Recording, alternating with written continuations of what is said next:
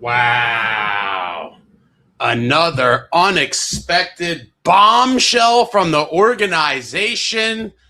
Our beloved New Jersey Devils dropping a nuke on a Friday night. Take a deep breath, kids.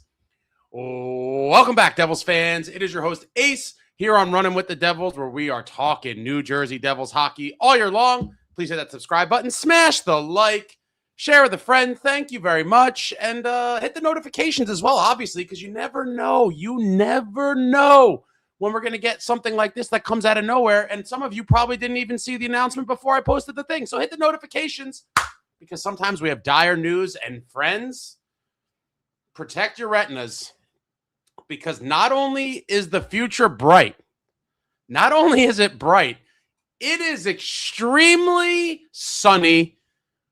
About a half hour or so ago, the New Jersey Devils announcing their next general manager. And that man, as many were predicting, is Sonny Mehta. Sonny returns home to the organization that gave him a start a while ago, was in the analytics department, and 10 days after Fitz is fired, the new general manager is here, Sonny Mehta, the assistant general manager of the back-to-back Stanley Cup champion Florida Panthers. And we'll just take a little gander at the press release here. We're going to test my eyes. This came out a little while ago. Mehta named Devils general manager. Sonny Mehta becomes New Jersey's sixth general manager in club history. The New Jersey Devils announced today that the team has hired Sonny Mehta as its sixth general manager in team history. I'm thrilled to welcome Sonny and his wife Nicole back home to New Jersey, said Devils managing partner David Blitzer. We quickly realized this job was in high demand, and we're incredibly fortunate to meet with many qualified candidates. Sonny's familiarity with our organization and experience with a two-time Stanley Cup winning team are characteristics that will serve as foundation for future success. Our expectations are to be a perennial playoff team and compete for a Stanley Cup, and I look forward to Sonny leading us there. Oh, I love to hear it from Blitzer, but let's go. The Sonny era is here, kids. This is a dream come true for a New Jersey kid who grew up watching Devils practices just 20 minutes away in Totowa, said Mehta. After meeting with David Blitzer, Josh Harris, Bob Myers, and other members of the organization, I knew this was the place I wanted to be. Thank you to Vinny Viola, Bill Zito, and the entire Florida Panthers organization for a fantastic 6 years and for the opportunity to take the next step in my professional career. New Jersey has a tremendous young core that will be looking to get back to being a contender, a complement of young assets and draft picks, and a passionate fan base hungry for success. We are starving for success, Sonny. I lost my spot. I was fortunate enough to watch the New Jersey Devils raise 3 Stanley Cups and excited to get to work to return to that level. Let's go. Let's go. Mehta 48 joins New Jersey after spending 6 seasons with the Florida Panthers, the last 3 serving as assistant general manager and head of analytics. He originally joined the Panthers in 2020 as vice president of hockey strategy and intelligence. Mehta was a key part of the Florida management group that helped deliver back-to-back Stanley Cups in 24 and 25, making the team just the 4th in the last 30 years to achieve consecutive championships. While with Florida, Mehta collaborated with the management and coaching staff on amateur player and free agent evaluation, trade deadline opportunities, and roster decisions.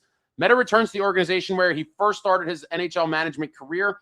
He was part of the first wave of analytics-focused executives who joined front offices and established the NHL's first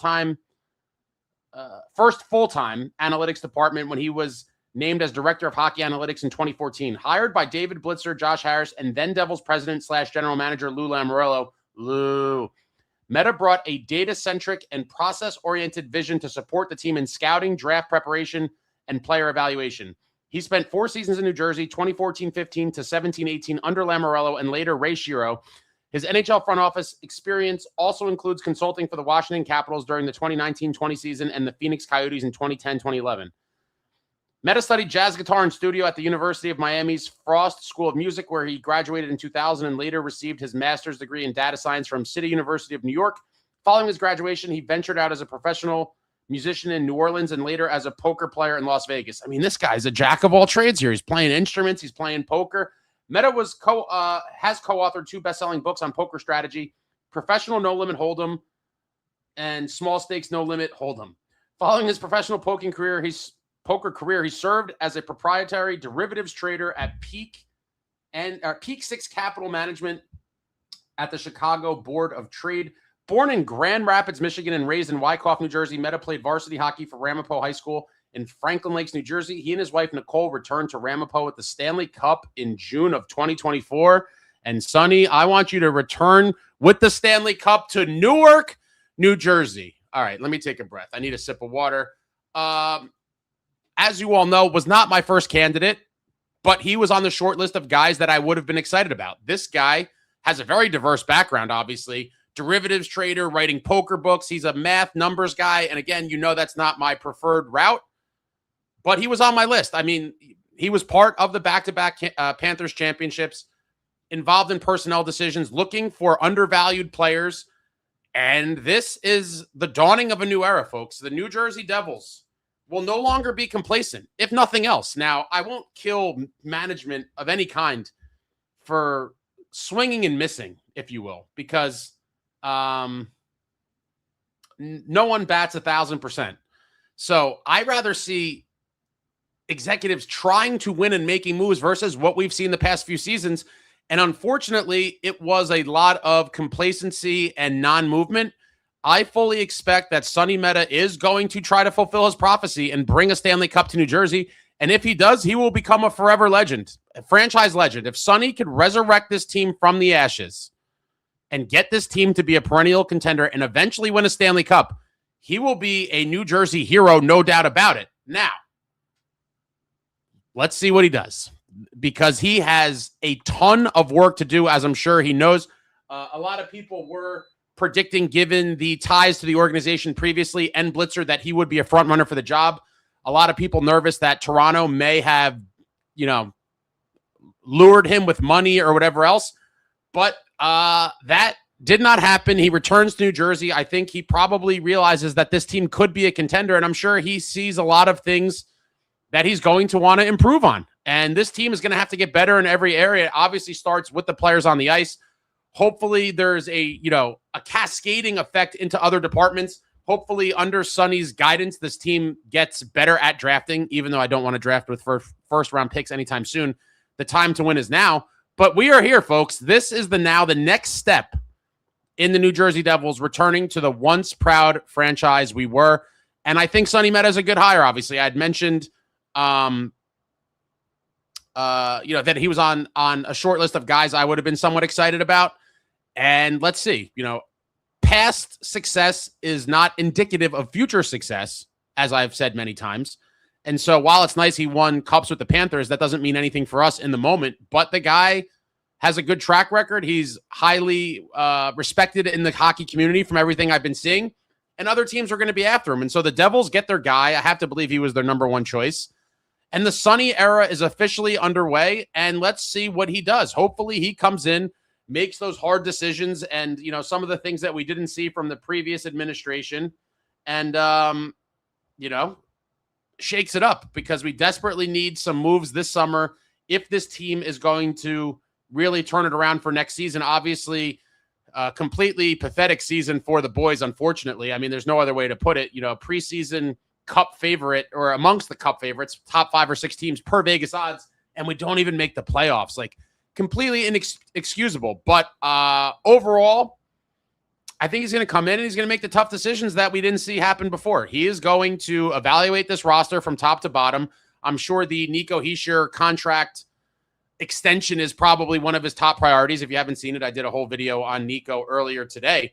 But here we are. This is the world of sports now. It has moved in a very data-centric, analytics-driven atmosphere. And while I've talked about my concern and kind of issues with analytics in the past, maybe this is exactly what the doctor ordered. And we don't know until we see what he does, but the bar is pretty low, folks. I think we will certainly see a way more active general manager in Sonny Mehta than we saw with Tom Fitzgerald. And hopefully he can flip those right switches, because this roster needs a lot. There's a lot of things to figure out. We've talked about it: goaltending, defense, forwards. There's question marks everywhere, potential contract extensions, potential trades. What are they going to do with the pick? There's so many questions surrounding this team heading into next season, and I do think Sonny Mehta will buckle down and not be overwhelmed by the task at hand and do what he does and make those hard evaluations. And hopefully it results in a very competitive New Jersey Devils team for the 26-27 season. I know many of you had Sonny as your top choice. Congratulations to those of you that really, really wanted Sonny. I'll be honest, I didn't really, really want him, but he was a guy that, if my preferred guy didn't get it, Sonny was right there below him on the list. And here we go. The Sonny Mehta era has officially begun in New Jersey. 10 days after Fitz is fired, Jersey boy comes home where he started his hockey career, and he is tasked with getting this thing back on track, and he's got to do it in a hurry. As I've said a million times before, the time to win is now. Next season, Timo Meier will be 30 years old. Nico Hischier and Jesper Bratt will be 28 years old. We are no longer this young baby-faced team that will compete down the road. They got to win now, guys. The time to win is now, and maybe Sonny Mehta is just the chef we need in the kitchen to get the right recipe to get this thing humming. But this is a big day in the history of the franchise. And I'm sure we're going to be seeing stories kind of surrounding this coming out in the next few days. Now, in terms of some other housekeeping here, I know a lot of people, and I'm going to get to the comments in a little bit. Shout out to everybody for coming out with no notice on a Friday night when many of you, or many people, I should say, have checked out of anything and everything New Jersey Devils, and I totally get it. Sometimes I wish I could be one of those folks, but as you guys know, I live and breathe New Jersey Devils, and here we are. A lot of people, I'm sure, when I get to the comments, will think that it's odd that a president was not named first, and I think a lot of conventional wisdom and kind of narratives going around were like, well, they're going to name the president, and then he's going to hire the GM. I am not that surprised by this move. As many of you know, HBSE, the Harris Blitzer Sports Entertainment Group, is very, very analytics laser focused, and Sonny is like one of the analytics guys. He's basically one of the founding fathers, if you will, of analytics in hockey, along with a couple other guys, but he definitely has been a prominent figure in that realm. And they like data and numbers. They are shrewd business people. They like data and numbers. This is the hockey numbers and data guy, and he's here in New Jersey. But a lot of people thought the president was going to be named first. There was all the rumors about Shanny, and then there was reports, oh, Shanny's not the guy. Maybe Shanny priced himself out. A whole lot of speculation and rumors kind of running wild over the last week and a half or so. And at this juncture, I don't know what to make of it. But again, I think everyone just assumed you were going to see the president first. And, the president was going to hire his guy. And I get that to some extent. But when you really look at business, right? And in the end, guys, you have to realize the New Jersey Devils are basically a massive company owned by an even bigger corporation, right? And when you look at the business world, there are tons of times that a new CEO is hired or some high-ranking C-level executive, and they don't necessarily get to hire, folks under them on the chain of command. That's not always how it works. And I'm not that shocked that this happened in this case. Now, the president of hockey ops, I'd imagine that gets named in a week or two. And again, we don't know what's going on behind closed doors. For all we know, the Devils could have been dead set on Sonny as the GM, and in their ongoing conversations with potential presidents, they've said, like, Sonny Mehta's our guy. Are you, does that work for you, kind of thing? Or maybe they are not even discussing it, and they're like, listen, this is a company, like I mentioned before, in the business world, you hire this position, you hire that position, they got to work together, but the person higher on the food chain doesn't always hire the people under them, and that could very well be what you're seeing here. Or it was kind of in concert, in conjunction with the discussions with their president candidates. But either way, I don't think it's that big of a deal. Sonny Mehta, a man of many, many different backgrounds and experiences, and he is now leading up a massive undertaking, and that is fixing the mess left behind by Fitz. And I'm wishing him all the luck in the world. I think he's going to do a fine job. I'm hoping he can make those changes that we all want to see quickly and get this team back to being a true competitor. It's been years and years of suffering as a fan base. Many of you have been suffering, for varying amounts of time. Some of you became fans in the 2012 Cup run, and after that, you've known mostly pain and despair. And some of you are fans from the 90s, the 80s. But overall, I think everyone can agree, regardless of when you became a fan or how long you've been a fan, that the results for this team for the better part of the last 14 seasons has been completely underwhelming. And especially when you zoom in a little bit and look at the last 3 years of what this New Jersey Devils team has done post the 22-23 season, which, let me remind you, saw them set a franchise record with 112 points in the regular season and a beautiful, beautiful 7-game series win over the New York Rangers. Shout out to Akira Schmid, forever a franchise legend on this channel. But it wasn't good enough. Regression, lots of problems. Yeah, the injuries and this, that. In the end, 3 years after that beautiful season, we've went nowhere. And now Sonny is in charge. The Sonny Mehta era is officially underway in New Jersey. I am very excited about this. I do think he's going to make some of those tough decisions, like I said. And we're going to see where this all goes. But it should be an action-packed kind of news-filled offseason for the Devils. And dare I say, well, I've already said it's the biggest offseason in Devils history, which I firmly believe. But it should be very busy. There's a lot of loose ends and a lot of things, a lot of ping pong balls floating around in the air. And Sonny Mehta is going to have to navigate these waters and get this team back on track. And I am looking forward to it. And now we go to the comments. Billy says, sunny days are ahead. Great hire. Let's go Devils. Cole, future isn't just bright. It's sunny. Mike, saw the news on Insta and immediately opened YouTube. You're a smart man. Devil Heaven says, hello, Devs fans. What's happening? Here we go. Tasha, to think there was a day when I thought Fitz would die in his role. I think many of us feared the same thing. But eventually, you know, most executives are hired to eventually get fired. And, you know, unfortunately for us, I think it took too long, but it was the first step in the right direction. And now naming Sonny Mehta as general manager is the second step. What is Sonny going to do with it? John, this is going to be an interesting live as well as an interesting future of this team under Mehta. I wonder what the future holds. Well, I could tell you it's probably going to involve some trades.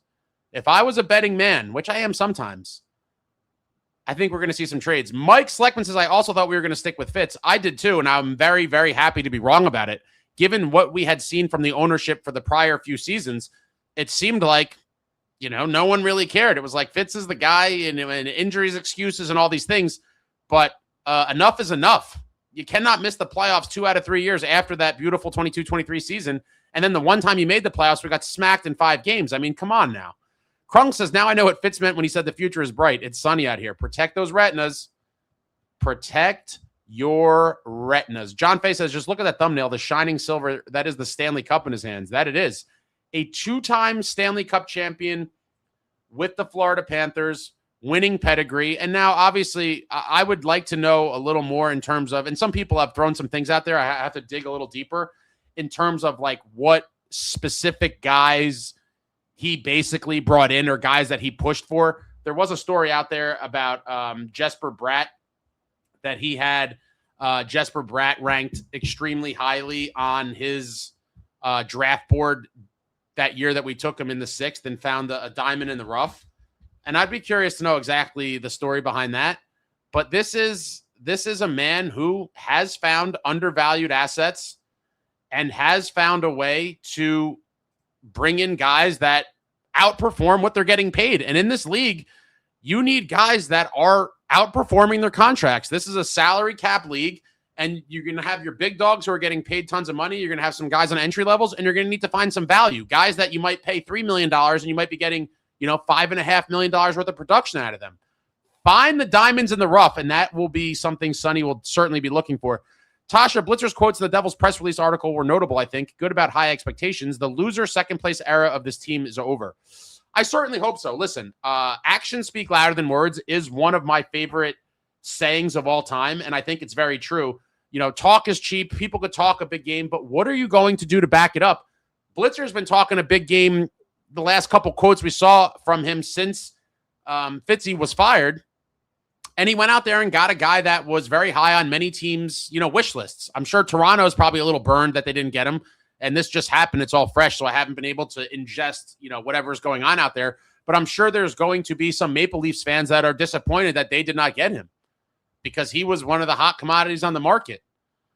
Krung says, I'm glad we have a winner as our GM. And I am hoping that he instills that culture from day one with the New Jersey Devils. Make it known that this organization needs to get back to what they were. And I do love the fact that he's very aware of the Devils' rich history, and he grew up in New Jersey, and he saw it all, and is very familiar. The Lou Lamoriello golden era of New Jersey Devils hockey, since then, it's been mostly dark days. Can Sonny Mehta usher in a new golden era of New Jersey Devils hockey? I know we're certainly all hoping so. DJ, my man, the future is sunny and bright here in NJ. Yes, it is. Get those glasses on. Brandon never clicked on a live so fast. Breaking news, traveling. Let's go Devils. John Fay, if Sonny is GM, then who is Poho? So back to that real quick. I do think this is going to throw a lot of people off. Like I said, that we didn't see a president named first. I wouldn't be surprised. Here if they still might be interviewing candidates, but I would not be surprised if we see an announcement in the next week or two that the great Martin Brodeur has been named the president of hockey operations. And I would like that. Despite all of you people slandering Marty, and I do think, I will say, some of the Marty slander is absolutely preposterous by this fan base. It's unfathomable levels of ridiculousness. This man has a literal statue outside of the arena, and for good reason. And I know, the playing career is different, blah, blah, blah. But there is something to be said for the experience gained as a player. But Marty's been in the executive world for quite some time now as well. Well-respected guy in the hockey world. I'm sure has a crazy amount of connections, a crazy amount of insight. And I would be pretty damn happy if Marty's named president of hockey operations, if I'm being honest. I would love to see Shanny as well, because Marty's going to be in the front office no matter what. I am a big proponent of the more smart hockey minds in the room, the better. And so Shanny, in my opinion, is like an addition. But that seems to have maybe fizzled out. Who really knows the story there? But if Marty's named, I certainly will be happy. Tasha says, I'm glad we finally hired someone. I was wondering when it was going to happen and definitely wanted it sooner than later. Yeah, I mean, it's been 10 days. I thought the president was going to be named within a few days, but we'll see. We will see when the president is named. Beam Me Up says it's always sunny in New Jersey. Brandon Ace really going to need those shades of the amount of sun. All right, let me skip ahead a little bit here. Tasha said his career and story is fascinating. Very, very much so. Obviously a hardcore math guy, very analytical mind. I might have to read one of his poker books. I thoroughly enjoy No Limit Texas Hold'em. I might have to check out some of his poker books.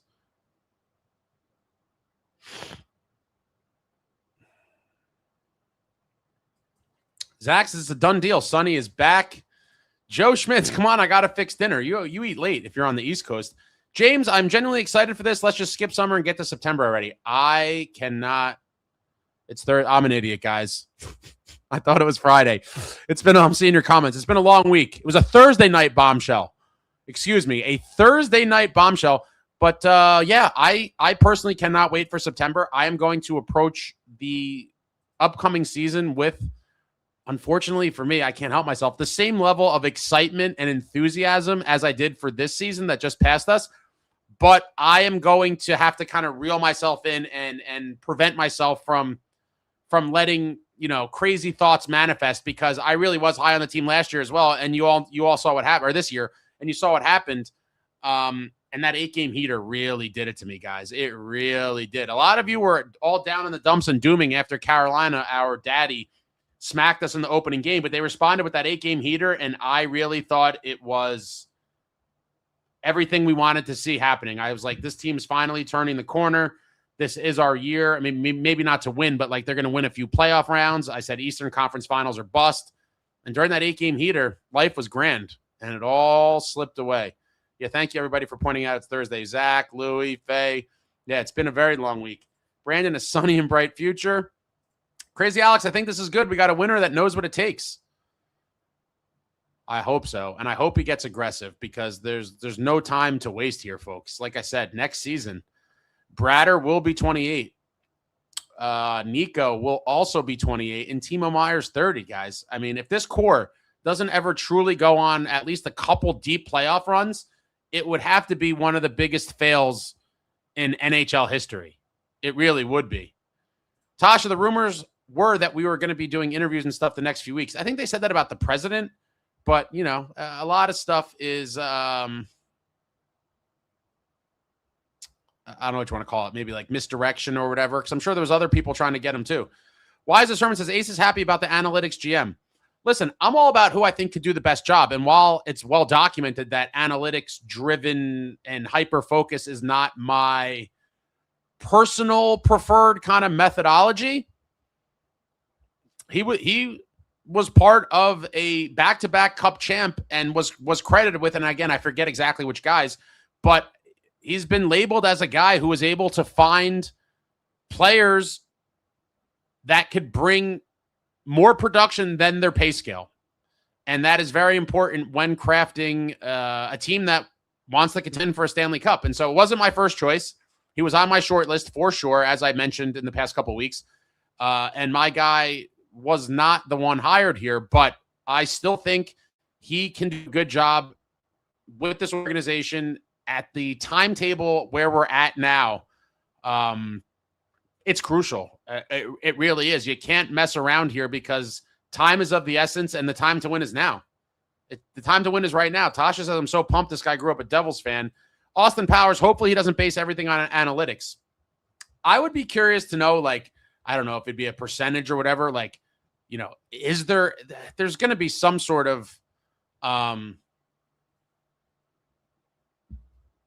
weight to things outside of analytics, but it probably will be primarily analytics. I would have to believe that, you know, he's going to use some other tools as well. And professional sports teams have tons of things at their disposal. They have a whole analytics department already. I'm sure he might be bringing in some of his own people from wherever, maybe some from the Panthers, maybe from, you know, some from other places.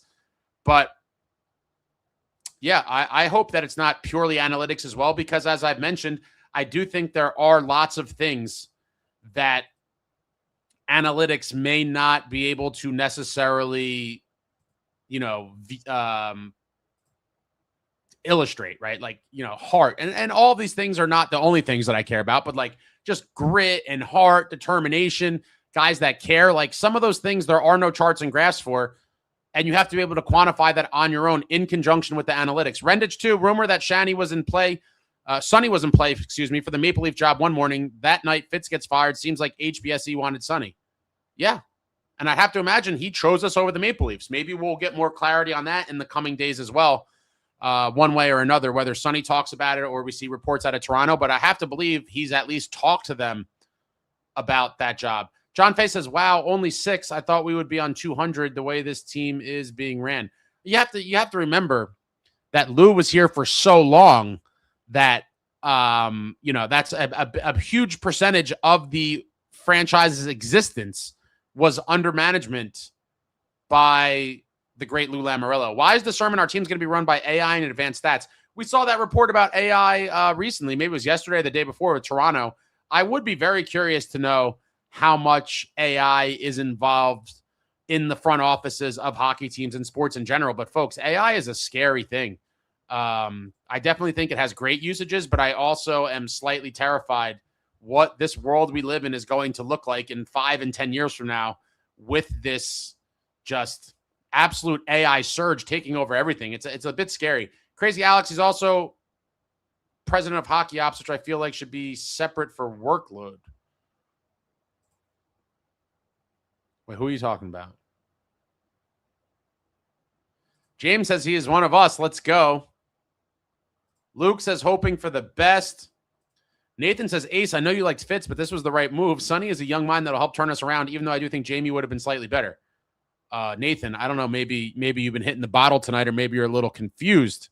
I certainly did not like Fitz. I did praise the moves that I thought were good when he did them.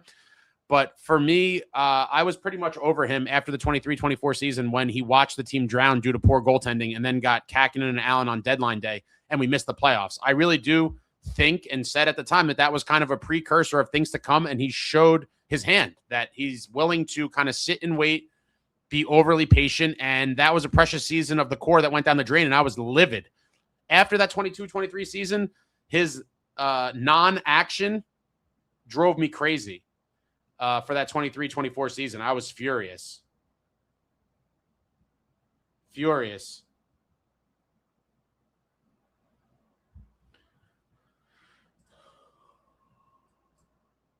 Yeah, now I'm looking. Is it possible that Sonny's the president as well? I mean, is he in the Fitz role and they just didn't put it in the article? It's possible, I guess. It doesn't say. I thought it would have said it, though. I don't know. Now I'm a little confused. Is he also the president and general manager?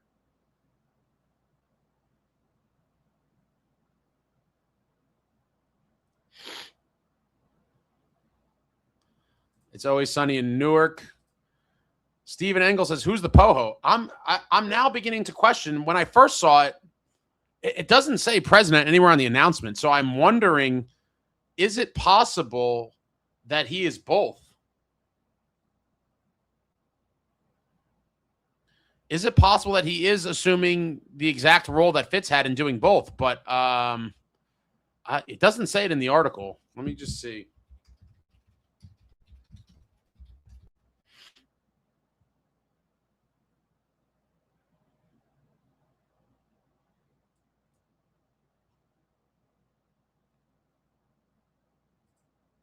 I mean, that's a pretty nice step up for Sonny if that's the case. He went from assistant general manager to general manager and president. It very well might be the case. I don't see it, so I'm going to keep my eyes peeled for that. If anyone sees anything, definitely put it in the chat. Interesting.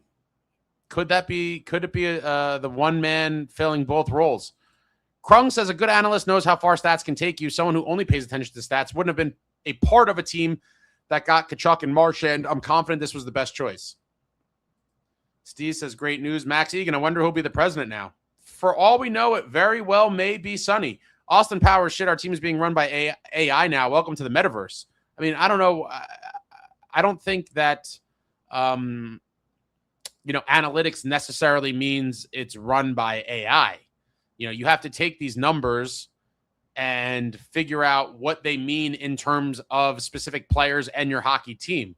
But I would be very curious to know, where is the AI element in all of this? But analytics is definitely something separate. And I'm sure there is, some overlap with some of this. Back so soon, Robbie.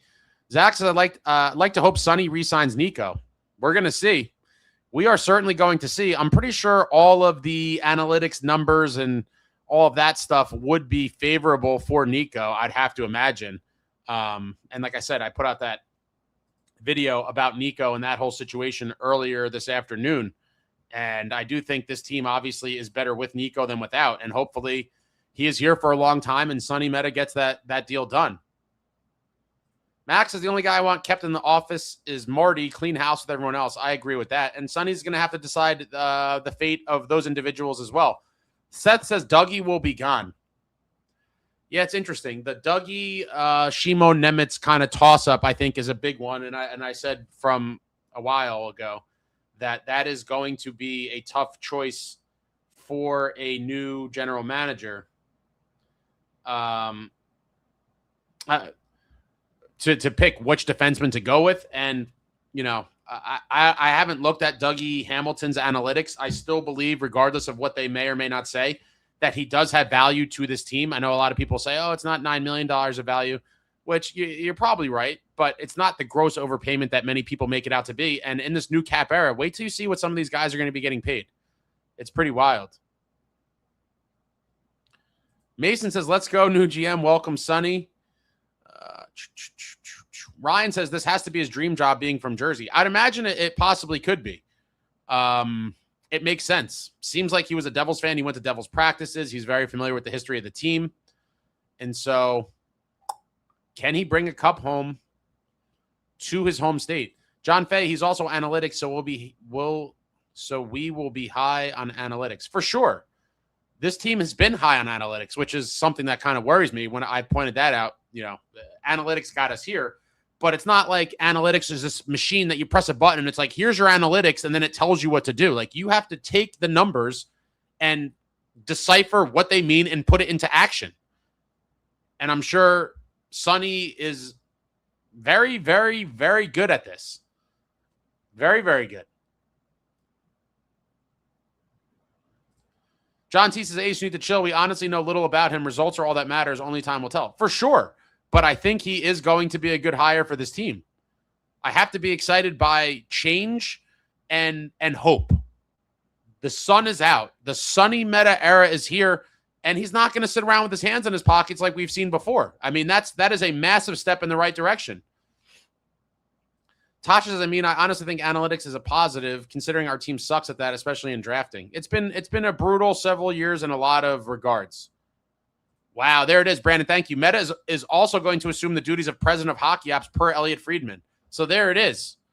There it is. A direct replacement for Fitz. It was not broken up into two roles, and he will do both. I don't know how I feel about that. I do prefer two guys, but he is going to have other guys in the front office to kind of bounce ideas off of and pick their brains. But this is interesting that they did decide to go in that route again, with a single person with both titles. Brian says, I still want Chris Pronger involved. I would be super interested in bringing Chris Pronger in the mix in the front office in some capacity, whether that's AGM or something else.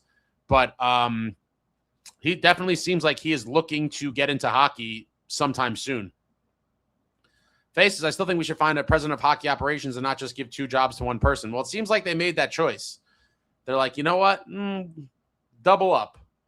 Double duty. Alan, Ace, maybe he can convince Brady to come to NJ since Brady's wife is an NJ girl. I could talk about this forever. I mean, listen, I would, if Sonny Mehta comes in here and in his first couple months on the job brings Brady Tkachuk to New Jersey, I don't even know what you don't even want to know the embarrassing praise I would be giving him, because that would be quite the way to put your thumbprint on a team. No bigger way to do that as an incoming GM than to make a huge splash like that. I as much sense as it makes, I still, and Ottawa now went to the playoffs again and back to back. I still don't think Ottawa is going to give up on retaining him. I still don't think Brady Tkachuk signs there long term, and I do think at some point he will get traded. But if Sonny Mehta is able to make that happen, instant legend in my book. Instant legend in my book. Jersey 61 says, great day. First step in the right direction. Rapid Blue is the new black. So happy we got our guy. Ace, can't wait to see what he does. Neither can I. I hope he does something splashy quickly. BMP, I just hope he does a great job. I still would like a hockey guy as a president of hockey operations or assistant GM. Marty is certainly going to be in the mix in the front office for sure. And maybe, there's some restructuring or other people are brought in from the outside. It will be very interesting to see how that all plays out. Rabich Howd Hurry. No way the Devils stole Sonny Mehta from the Leafs. It's possible. It is possible. John Sumner, Ace, you mentioned that Sonny was not your first choice as GM. Curious to know who was your first choice. My first choice was Jamie Langenbrenner.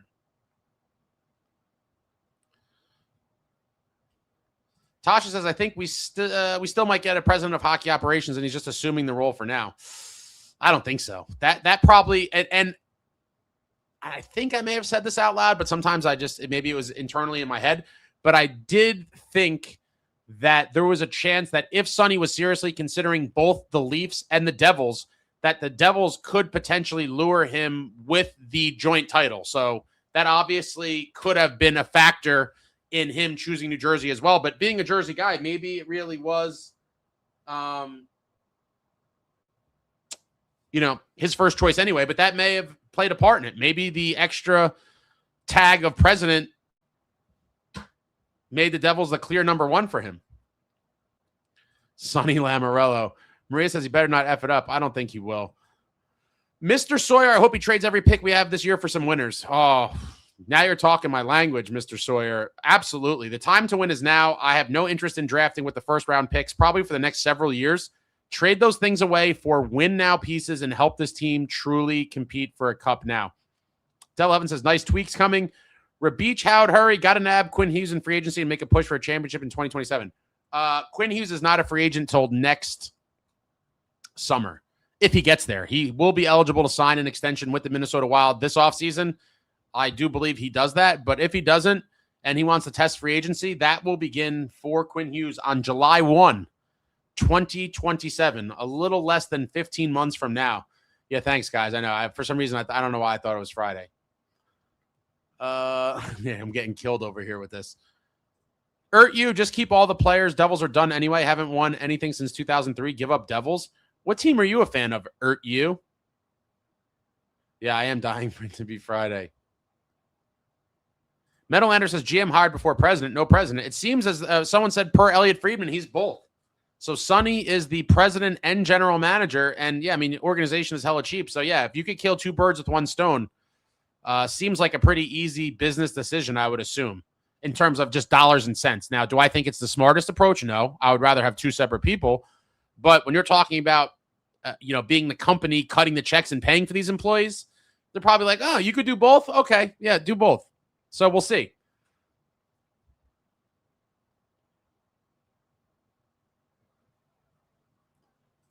Austin says, I'll never be checked out. Now we wait and see what happens next. John May says, once you check in, you can't check out. Tons of people checked out a while ago. Shout out to everybody that's still, following this New Jersey Devils offseason closely. Many people had moved on once it was apparent the team was not going to be a playoff team. It is what it is. People have other things going on in their life. I don't know why is talking so much smack in the chat here. John T, HBSE likes data and numbers. Mehta is a numbers guy, yet HBSE has been miserable. Failed owners of far less than stellar teams. This is a good thing, seriously. I don't know enough about the inner workings of some of the other teams. I do know the situation that happened with the 76ers and all of that. But, we can only go up from here. That's the thing. This is just almost any change would have been exciting. But I do think Sonny could come in here, fresh set of eyes, his new approach, and shake things up and make this team a contender. I mean, think about where we were mentally a couple weeks ago. How could you not feel like kind of a shot, like just a shot in the arm, like boom, like we're alive again. Like the paddles, clear. We got shocked back to life. Because if we went into this offseason and Fitz was still around, I honestly would be clinically depressed. This should be an exciting thing for the fan base. This signifies true change. Tyler says Ace Friedman and Kaplan both tweeted out that Sonny will be making all hockey ops decisions, so no additional president of hockey operations coming in. There it is. There it is. Sonny is a do-it-all kind of guy. And congratulations to him. Gleason says we won the offseason already. How many offseason championships has that now? Been a year or so since we won. Devs rule hockey, first move, lock in the captain. I would have to believe that is the number one order of business, as it should be, because you want to get that out of the way. You don't want to talk about it anymore. It's just like the extension's done. There's nothing to talk about here, and we proceed from there. But that is a massive domino, right? Because if you're not, if in some world, hopefully this doesn't happen, but in some world that Nico doesn't want to be here or they can't come to terms for whatever reason, and I don't expect this to happen, but if it did, well, then you have to figure that out, because every decision you make after that is going to be affected. And so, in terms of cap space, position. So hopefully the Nico thing gets done quickly, and then he figures out the rest of the chessboard from there. Brian says, clean up the wreck of Tom Fitzgerald. Yeah, I mean, he's coming here on a reclamation project. There's certainly a lot of messes to clean up. Zach says, smash the like button. Thank you. All right, I got to skip ahead here, folks. Sorry, I'm rambling a lot, and I got to get closer to current times here. Sports Clip says Florida plays playoff hockey. That's why I'm really happy, because he built it with Zito. And yeah, he had a front row as the assistant general manager to be a part of building that team and seeing how it played out. Florida obviously was battle tested, a scrappy, gritty team. They had all kinds of dogs in the lineup. And obviously Sonny knows what winning teams look like. And a guy coming from that Panthers organization hopefully can identify some guys around the league that could help push the Devils, not necessarily into, trying to copy the Panthers, but just into a more well-rounded group than what we've seen over the past few seasons. Because I think most people would agree that, unfortunately, we still need a little bit of that grit, that skilled grit that we've all been begging for a while. Tasha, my entire Devils fan tenure has just been Fitz. which means predictability every season, trade deadline and offseason. I knew what to expect. Yeah, close your eyes, see your eyelids. That's what you were groomed to expect to happen. Pretty much nothing. And at best, maybe a Sprong-esque type move. Gleason says the future isn't bright. The present is sunny. It's true. We are living in the sunny era. Collect records. Let's go. Mehta isn't going to be afraid to take big swings. And listen, I much rather see a big swing and a miss than nothing. Like, no one's right 100% of the time. And when you take a big swing and miss, it obviously sucks. But I would much prefer that. I would much prefer a swing and a miss than striking out with the bat on your shoulder, just watching the pitches come by. That, to me, is completely inexcusable. Ritter Engine says, get that gentleman's jack going. I'm trying to cut back. I've had a rough couple months. Tasha says, fire Shaw and bringing Scotty Stevens to be our D coach. That would be a dream, but I don't think he wants to have that sort of day-to-day grind. Ride and Respect just heard the news. This guy is a dog behind the scenes. Devil Heaven's excited. Jay Snow, what's up? Mehta's been around winning hockey. He knows what it looks like. Let's hope he can recreate it here. Yeah, I mean, past success does not necessarily ensure future success, but I'll take my chances. I certainly will take our chances with a guy like him, and hopefully he makes some of those big changes to improve this team because we really need it in a lot of areas. Eddie Strachia, I like how you touched on the president of hockey ops role. I wanted Sonny, but I was hoping we'd land Shanahan as well. Do you think there's hope? So I guess you probably missed it, but no. Sonny is both. Sonny is both. Not my preferred way to fill the positions, but it is what it is. It's possible that without the president role as well, maybe Sonny would have, went somewhere else. That could have been a deciding factor for him. Bobby, thank you for the super. I know we talk in hypotheticals when it comes to trades, but what do you think of Nylander? I watch a ton of hockey videos across the league. I get the feeling he wants out of Toronto from his videos. I'm not going to lie. There's just something about him. Good player, but not on my personal radar. I don't know what it is about him. I think he's kind of smug and he seems a little arrogant. I don't know. He's a good player, but not for me. If I'm going to invest that kind of money and or assets to get a guy like that, and listen, he's well over a point per game guy this year, 79 points in 65 games. And last season, 98 point. Wow. Yeah. He's a good player. I just feel like, I don't know. There's something about him that I don't think is like a great culture piece, if that makes sense. And I could be totally wrong. That's just kind of the impression that I get from him. And I don't know. I think this team's in a very delicate kind of spot right now, and they cannot afford any missteps like that, in my opinion. Let me see what we got here.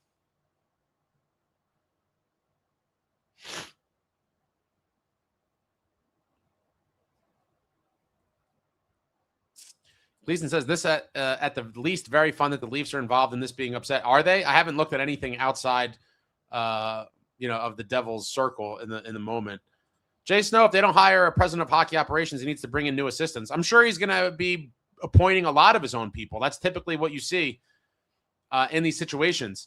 G Orlando, I was hoping for Shanny, but looking forward to see what Sonny has planned for the team.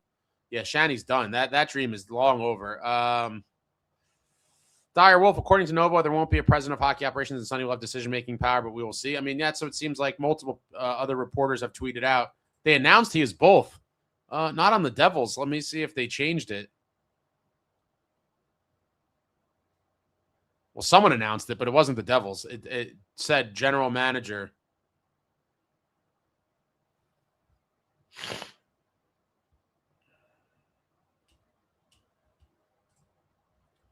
Brandon says, Sonny, yeah, per Elliot Friedman. G. Orlando says, Marty as president would be amazing. Well, it looks like that's not happening.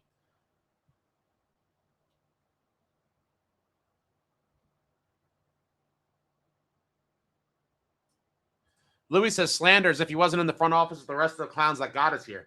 I cannot blame Marty for the missteps by Fitz. Marty was not the ultimate decision maker. And so For all we know, he could have told Fitz 1,000 things that he wasn't happy with or didn't necessarily like, and that Fitz did what he wanted. We have no way to know that.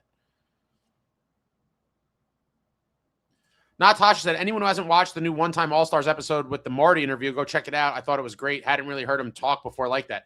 I did see that came out, and it's been on my list of things to watch soon. I am super far behind now as I, over the past few months, have added new viewing material to my list, I shall say. And with the podcast and people are firing stuff out left and right, it gets overwhelming, and I'm like bogged down. I have like a queue at all times of things that I have to get to watch. And that's why I appreciate all of you. Shout out to you guys. I know you have lots of options of different things to watch and content to consume and read and listen to and all these things, both, you know, New Jersey Devils and outside of the Devils world. There is no shortage of things to view and watch and all that. So I really appreciate all of you guys for your support, because I do know there are just millions of things out there you could be doing other than watching this or other videos. Eddie, Marty is responsible for the horrendous jersey. Oh, my God. Wait. And keeping our goalie coach around, probably responsible for Markey as well. I'm good with him not being Poho. Yeah, Marty's also responsible for global warming and inflation. Like, give me a break, man. The horrendous jersey. First of all, do you really believe Marty designed that? That was the most ridiculous thing. The team put out the design. In the beginning, most people, it seemed at first anyway, to me, that most people had a harsh reaction to it. And everyone's like, what are these, prison uniforms? And then the Devils came out and they're like, how could we soften the blow and try to turn the tide on this thing? And they're like, guys, Marty designed the jersey. And then people were like, the team knew that would buy some favor. But like, if you think Marty was like, at his sketch pad, like drawing designs for the jersey or sitting there sewing samples, I have a bridge to sell you. He probably sat in on a couple meetings and was like, yeah, that's cool. And they tried to say Marty designed the jersey. But then even if that was true, to blame him for the jersey as a reason to not be the president is completely insane. The goalie department, again, whole different topic. I do think he's buddies with Rogalski. That probably has a lot to do with it. But also, beyond that, like with any other coach, and I include Sheldon Keefe in this because you guys know what I've been saying about Sheldon Keefe for a while, what can a goalie coach, how much do you truly believe a goalie coach affects goaltenders? Like, obviously, there's some that are better than others, but in the end, if you get goalies that are not great and they perform that way, to then go and blame the goalie coach is insane. This is anti-Marty propaganda. I will not stand for it. Eddie, you're nuts. I sort of get the being sour over the goalie thing, but come on. And like I said before, no one bats 1,000. Maybe Marty was wrong about the goalies, but I'm not going to discredit all of his experiences and hockey knowledge based on that. I think that's super short-sighted. Right and respect, the wording is weird, but he actually may be both. Yeah, it's interesting. Tasha, bro, do you seriously think Marty sketched up the jersey on his iPad Pro with his Apple Pencil watching the Newark sunset? No way. That's definitely what I thought he was doing. That's definitely what happened. Marty designed that whole damn thing. So no way he created that jersey himself. They just put Marty's name on it. That's what I think. All right. Mike, smash the like, you nerds. All right, I'm skipping ahead. I apologize, guys. I'm scanning here.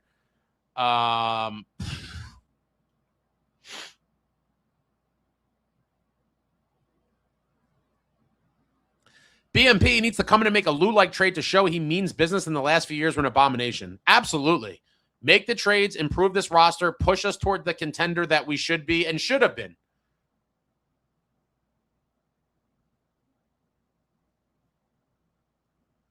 BMP also says trade that first rounder for a win now piece. Absolutely. Trade him away. High Stick 28. He needs a negotiator that has relationships with other GM and AGMs. No spreadsheet can move our pieces out for what we need. I hope he realizes this and brings in someone that can wheel and deal. I mean, with the first round pick and some other pieces, we definitely have assets to be able to make some moves. We really do. I know a lot of people are like, "Oh, we're so screwed." I don't think that at all. Now, we're in a spot where there's not really any margin for error. You can't be making big time moves and whiff on them. You got to kind of hit on most of them. But with the first round pick and some of the roster players here, maybe a couple prospects, there is a road to make some meaningful moves. There really is. Select the boy. Wait, Sonny Mehta is the Devils GM now? Oh, thank you, Lord in heaven. Yes, he is. He is the GM and apparently the president as well.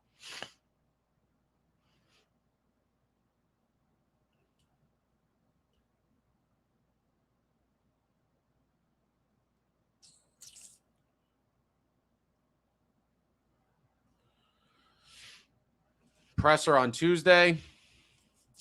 Rapid Blue is the new back. Ace, I know you wanted Shanahan for president. Who was your first choice for GM? It was Jamie Langenbrenner.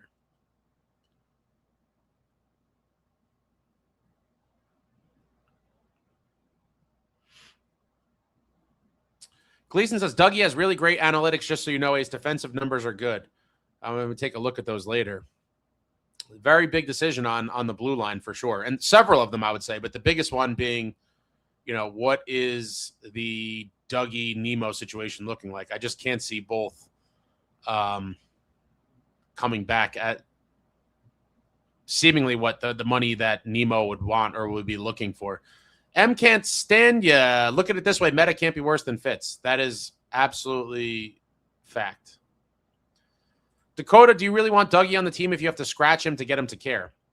Listen, I don't get feelings kind of in the way. That seems like a very kind of feelings statement. I understand to some extent that you're like, oh, why were you playing poorly before you were scratched?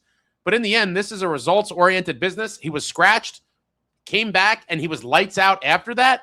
And so whatever it takes, he was playing at a much higher level. Obviously, it's not ideal. You don't want to think that you had to scratch a guy to get him to respond. But so is life. Sometimes things like that happen. He responded, and he's a damn good player.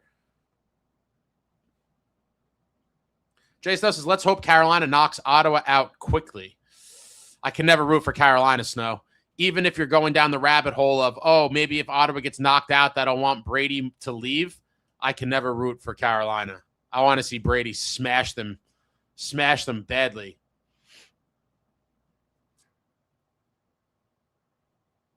Snow says, I hate the Canes, but I want Brady out early. I get it. Tasha says, wow, Langenbrunner over Shanny. I don't think Shanny would even consider a G. Well, maybe he would. I guess it depends. Since he was being talked about as the president, I didn't really think about him as a GM at that point. I would probably still go with Jamie, honestly, if we're talking about GM. But Shanny is high on my list as well. I mean, Shanny was a guy I was talking about months before that as a potential executive here. True Patriot Ace, do we keep Keefe or does Sonny bring in his own guy? That is a very, very big question mark. I do not know. That is one that is very, very tough to predict. I would like to see Keefe have a shot to come back. Now that, Sonny is here, a GM that is not going to leave him out to dry, or hopefully doesn't leave him out to dry, and can kind of make moves as needed. Fitzgerald was not very good, and that's putting it mildly, at adjusting in season. I don't expect that to be the case with Sonny Mehta, and I would like to see what Keefe could do with a GM at the helm that's not going to desert the team. And hopefully a fully healthy team, obviously, is the thing we say every year, and it sucks, but this team is going to go as far as Jack Hughes can take them. Michael, great addition. I mean, it's the most promising for the job. I absolutely would have loved Jamie, too. Any chance if they move on from Keefe, Langs is a coaching option? No. He's in the front office. He's not going to, he's waiting for a chance at being a general manager. And supposedly I read that he was interviewing or had already interviewed in Nashville for the Predators.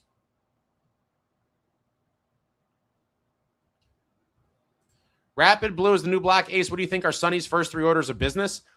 Nico should be, and I believe will be, priority number 1. I mean, if you're talking about actual deals or things of that nature, the Nico thing's probably number 1. But if we're talking about just like broader scope, his first order of business, I'd imagine, would be meeting with a lot of the players on this team and kind of picking their brain to get an idea where they're at. I'm sure he's also going to be meeting with Sheldon Keefe very soon. But yeah, if we're not talking about actual transactions, his first order of business is going to be talking to everybody and trying to get a sense on what the hell has happened and what's going on, and kind of assess everything before he starts the surgery, because it's going to be quite a surgery. True Patriot says, Ace, does Keefe keep his job? I hope so. I certainly hope so.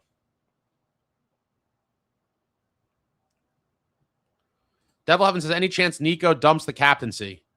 Absolutely not. That would be atrocious, and I can't see it. That would just be a horrible, horrible move on so many levels. John Fay, Florida just did what needed to be done in order to win 2 cups back-to-back. Snorkel Life, thumbs up to all of us that are here, true hardcore fans, and thumbs up to Ace for doing the show. It ain't easy for sure. Thank you, sir. Appreciate you. Jay Snow, we have no heavy skill. I completely agree. Just earlier this afternoon, myself and Steve the Maniac were texting and fantasizing about different players we'd love to see. And with the whole new quotes now from Ovechkin saying that, that he hopes that last game was not his last game. And they said, and there was like something, he made like a funny statement. Like, I think they said, what did he want to hear from the GM or something? And he said something like, here's your contract for 2 years. So it is very interesting with the whole Ovechkin thing,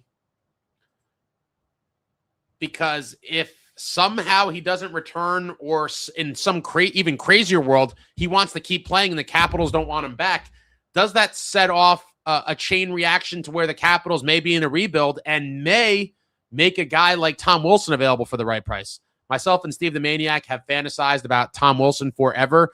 Definitely one of the best scritty players available in the game. That guy's an absolute animal, and I would cry tears of joy if we ever obtained Tom Wilson. Bobby, thank you for the super. Why do you think HBSE does this 2-for-1 hire? Not many teams employ this method.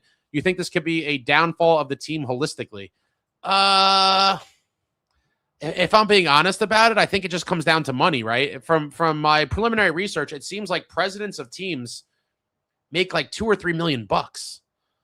And so if you're paying a GM the similar amount of money, right, you're looking at a world where if you have 2 different guys and you want prominent guys like Shanny aren't going to come cheap.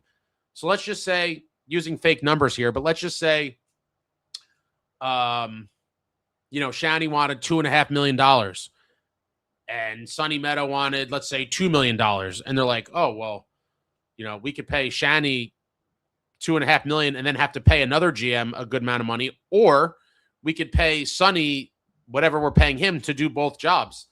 And we have all these other people in the organization. I do think they do trust Marty a lot and like having him around. He supposedly was helping them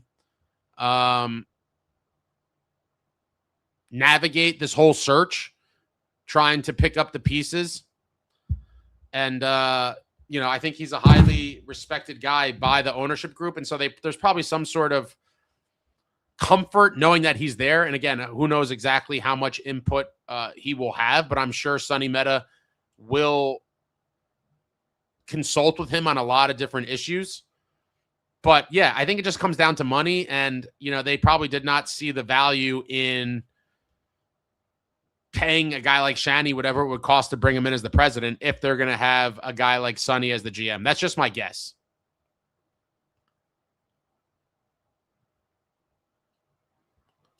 But I am curious how many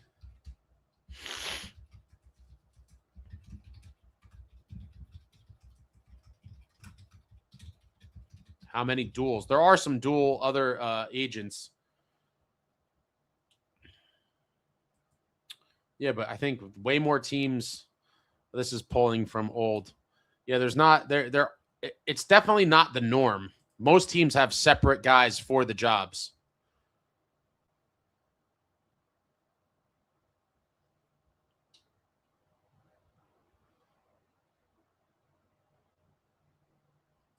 Jay Snow, I like Timo, but he needs to play physical more consistently. And I do think playing with other guys that play more physical will bring that out of him. I think he is kind of the only guy that you really look to and you're like, that guy's a bull. But I think you need someone else to drag it out of him. To me, Timo doesn't seem like he's naturally the nasty guy that, say, a Brady Tkachuk is. Like, Brady Tkachuk just has ill intent in his heart. And I want guys like that just wake up angry. When they get on the ice, they just want to wreak havoc. I think Timo has to kind of turn it on. He's capable of doing it, but I think having other guys for him to feed off of in that regard will activate the nasty Timo that we all loved to see a few years ago. And if you remember in that Rangers series, he was an absolute menace, complete menace. Shesterkin hated him. Shesterkin wanted him dead.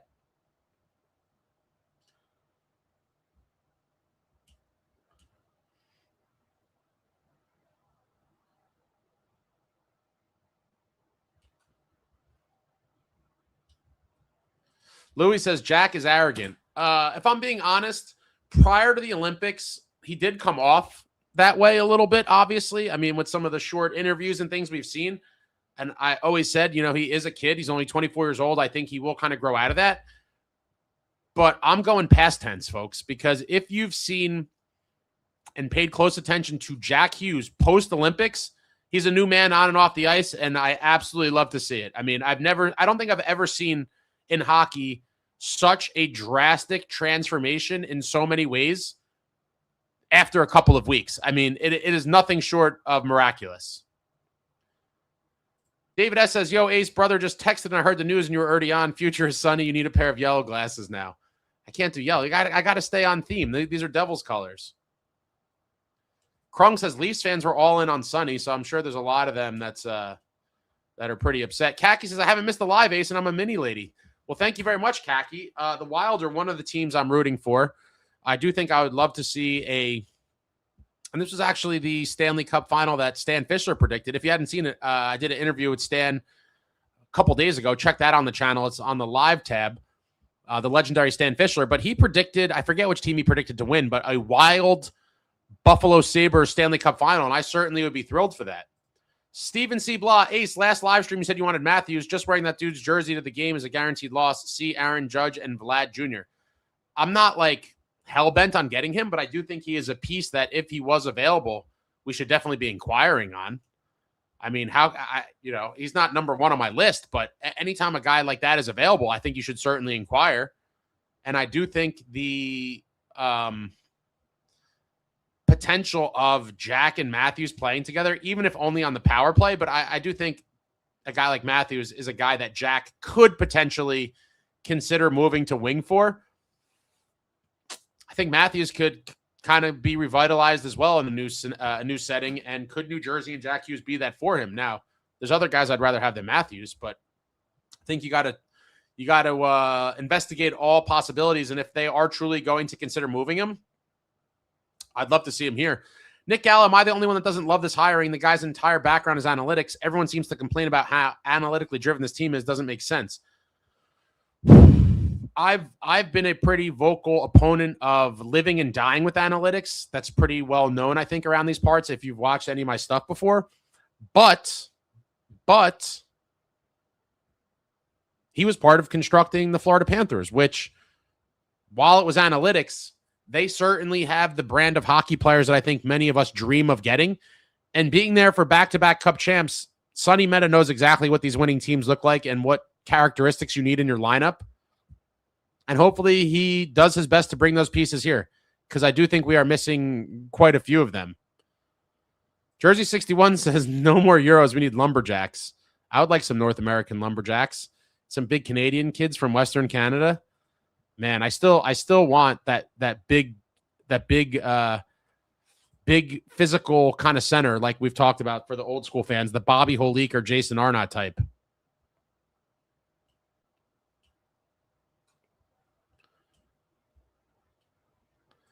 Walt, very high potential for this to be an excellent move. The future went from being bright to being sunny. I feel that his poker career will give him more willingness to take risks that Fitz wouldn't.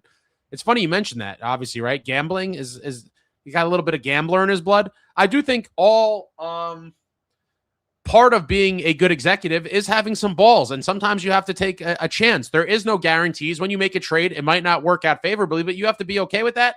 Lou Lamoriello, I talk about it nonstop.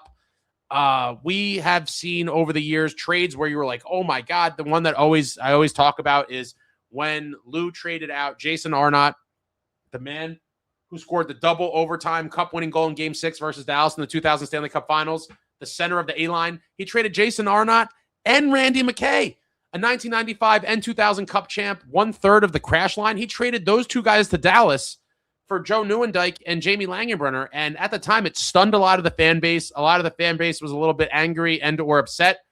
And without that move, and some other ones as well, the Devils may never have won that most recent cup in 2003. Jamie Langenbrunner was an absolute beast in that playoffs, and Joe Nieuwendyk had a big part on that team as well. Devil Heaven says, Ace, great show. Thank you. Thank you. Bobby, the interview with Marty is the One-Time All-Stars podcast on the Devils YouTube channel, which is Brian Boyle and Corey Schneider's podcast. Jay Snow, I did like the idea of bringing an ex-hockey player with Mehta, but it can still happen. It can still happen, I guess it's supposed to say, with assistance. Yeah, there's going to be plenty of hockey guys to bounce ideas off of. I'm sure of it. Marty will always be one of them, and who knows who else he brings in. Zach W. always have the podcast on. Keep it going, Ace. We love what you do. Appreciate you. Thank you. Krungs, yo, Ace, Marty blew out my transmission too. Yeah, I mean, Marty's a bad man. He designed that jersey, and inflation is his fault. And I heard Marty single-handedly raise the ticket prices, too, if you guys haven't heard. That's all Marty's fault. Marduk, the 12th 80. The league is lacking in quality players due to expansion. He has a mountain to climb to make this team better.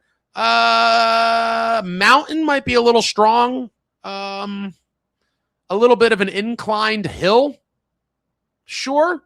Mountain might be a bit tough. A bit of a exaggeration, but he obviously has a lot of things to work on, obviously. The previous guy left a big mess. Dire Distress says, Marty is a chairman of the board for life. Completely agree. Marty should be around for as long as he wants to in some capacity. True Patriot Ace, you keep us up to date, and it's only the first day of the offseason. I'm not going anywhere, folks. That's why I say we're talking New Jersey Devils hockey all year long, and I mean it. We have another. Justin Smith says, please fire the goalie coach. Dire Distress, can we fire one of the goalies too? It's not I'm already apologist, Louis. You can call it whatever you want. How quickly people want to just bash a guy for the crimes of his boss. Imagine, I mean, I think everyone's had bad bosses at some point in their professional lives and careers here, right? Everyone's had a bad boss. Would you want to be judged because of something your boss did or did not do and just be kind of grouped in with that individual? I know I certainly wouldn't want to be. And I've had some real terrible bosses. Everyone has. I'm not gonna discredit the insane amount of hockey knowledge and experience that the great Martin Brodeur has. I'm so sorry. It is anti-Marty propaganda. Devil Heaven, what are we thinking about the New Jersey? I think they have to kill it. I'm very happy that the jersey's gone, and I hope they knock the next design out of the park. I probably will have a video on that relatively soon. True Patriot, we do need a nice new design for the alternate jersey, something that incorporates our original colors. We have given up on lots of young talent in net. It says two different thoughts. I'm not going to lie. I'm over the green and white. We had several jerseys with it already. I am firmly wanting a primarily black jersey.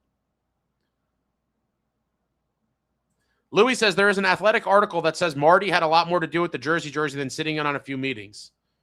I mean, listen, post the article. I'd love to read it. If I have, I must have either seen it and forgot or never saw it. But I really don't know how much you believe that this guy was involved with designing the jerseys. Furthermore, even if he did, I'm not discrediting his life as a life that was entrenched in hockey because of a shitty jersey that most of us don't like. I'm so sorry. They're two very separate issues. Natasha, oh man, yeah, I knew you were going to do this. Would you rather we made the playoffs again only to get bounced in the first round and kept Fitz, or miss playoffs and fire Fitz and hire a new GM as we did? It's hard for me to ever go again. I'm always the guy that nothing matters more than making the playoffs, and so I'm still going to go with it, as painful as it is. I'm still going with the playoff berth, but more rationally speaking, if you know, in this hypothetical little silly game you're playing here, Tasha, if you knew for sure it was a first round out and Fitz being gone, then obviously Fitz being gone is definitely paramount, but you never know that going into it. And I always want to make the playoffs no matter what. I've told all of you guys that, like, a lot of times when, I think even a couple years ago, everyone was like, oh, we can't win the cup. Why do you want us to trade for help? And I was like, listen, even if you don't think you can win the cup, I don't care. If you can make the playoffs, you do it every single time. You never know what could happen. Teams get hot at the right time. You get hot goaltending. Maybe the other team just completely falls apart. You never know. You could come out of nowhere and win a cup. It can happen. All you got to do is make the dance. But you ain't winning a cup unless you get in the playoffs first. Devil Dog 7, Benoit Allaire sure helped Lundqvist and Shesterkin. Too much of a coincidence. I mean, are we gonna? You're comparing. Lundqvist and Shesterkin are both very good goalies. Are you attributing that entirely to Benoit Allaire? Jesse Shannon says, hey, Ace, I don't follow the corporate side closely. Who the hell is the Sunny guy? Is this a good thing? He is one of the godfathers of analytics in hockey. Jersey guy, grew up here, previously worked for the Devils years ago, and was the assistant general manager for the back-to-back Stanley Cup champion Florida Panthers. I do believe this is a good thing. I could be wrong. He was not my first choice, but he was definitely one of the guys I thought would be a good fit for this team at this time. And so, yeah, I think this is a very good thing. Time will tell how it plays out, but I really think this is a good hire for this team, and hopefully Sonny returns this team to the mountaintop. Paulie says, I think this deserves a victory drink. I rushed in here. Maybe I'll get one in a couple minutes. I raced. I wasn't even home. I was about to go see my nephews, and I saw the news, and I was like, oh, we got a show to do. Wasn't prepared for this, but, sometimes announcements like this pop up. Vinny 233 says, is Jack safe from getting traded? Let me think about that. Yes. Jack Hughes is never getting traded. Or when I say never, I mean anytime remotely soon. Jack should be a lifer, and hopefully we see it.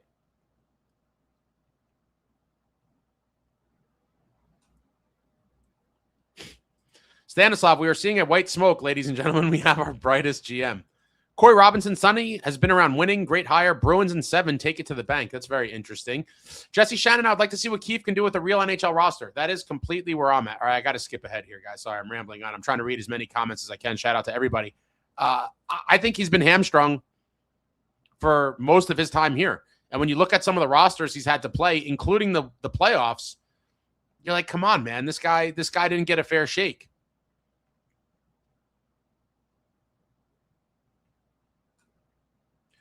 Michael says, come on now, Ace, let's be honest. We all know that the trainers and goalie coaches are the real reason for our garbage results. Yeah, I just find it funny that not everybody, but so many people point the finger at the people in the background. Yes, coaches have a job and trainers have a job and blah, blah, blah. But in the end, if you see similar results, which I would call a pattern, right? If you see the same thing multiple times, we call that a pattern. A pattern of this group as a whole underachieving for years on end to then deflect that anger or disappointment, whatever you want to call it, to it's Lindy Ruff's fault and it's the goalie coach's fault and the medical trainers suck. We have all these injuries. And now it's Sheldon Keefe's fault. It's everybody's fault other than the players. And I'm not blaming the players entirely because, listen, just like how Keefe has been hamstrung, the players on the roster themselves have been hamstrung by Fitz. But for people to want to go after and tar and feather the random trainers and this guy and that guy, it's at some point you have to realize that the players are just not getting it done as well. They're not living up to their end of the bargain. High Stick 28 says Tom Wilson would score 50 with Bratt and Jack. Listen, I'd be ecstatic with far less production than that because he's bringing the overall package. He's going to bring that attitude. He's going to drag guys into the battle. He's going to smash guys. He'll fight if he has to. He'll score. Love a guy like Tom Wilson. Sarandos, hope this guy has what it takes from a hockey perspective and not just relying on Moneyball analytics. He wasn't the GM of the Panthers. He was the assistant. Yeah, we're very well aware that he was the assistant GM. But he was there and saw what a winning team looked like on and off the ice. Culture. I've talked about culture for a long time here. The culture has been broken, and that comes from the top. Fitz, unfortunately, failed to instill a winning culture. He did, and it showed. He even admitted a couple years ago that there was a country club atmosphere. That cannot happen. That has to change immediately.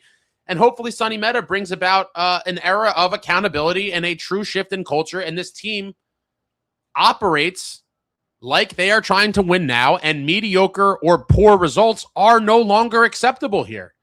No longer acceptable. The bar has to get raised, and the expectations were sky high coming into this season, and guess what, guys? It's going to be even higher for next season. Even higher. Michael says trade Mercer and Dougie for Brady Tkachuk and Rasmus Anderson. That trade would never happen. Totally unrealistic trade, unfortunately. I would love to see the Devils get Brady Tkachuk. My number one want for years now. I made a video talking about how Brady was the perfect fit for this team years ago, and I was flamed by many Devils and Senators fans. Devils and Senators fans flamed me. But I wanted him for years, and if it happens, if Sonny brings him to New Jersey, I don't even know. I don't even know what I would do. Instant legend. Spencer says, I hope this GM looks at the standings at least once or twice. I'd have to imagine Sonny, being a numbers and analytics guy, is certainly looking at the standings. I don't think he's going to pull the old Fitz and look away. Gary says, what will be the name of the sandwich they name after him? Should be interesting with his name. What sandwich are you referring to? Anton, I agree. Timo paired with a Brady could help Timo light up the physical play. Yeah, I mean, if you're now on a team with a guy like Brady Tkachuk, I certainly believe you see the switch flip with a guy like Timo, and all of a sudden he looks like that menacing guy we saw tormenting the Rangers for 7 games back in 2023. Bobby, thank you for the super. I'd love Nylander as everything we wish Bratt was. Jack and Willie would be electric. Also, Ace, would you do a 1-for-1 trade of Bratt for Larkin? I have a feeling big moves will be made this summer. Ooh. I mean, listen, the reality is this. Jack will be electric with almost anyone. I mean, look what he's done with Connor Brown, and that's no disrespect to Connor Brown. Connor Brown's a very good player and one of the few parting gifts we got from Tom Fitzgerald.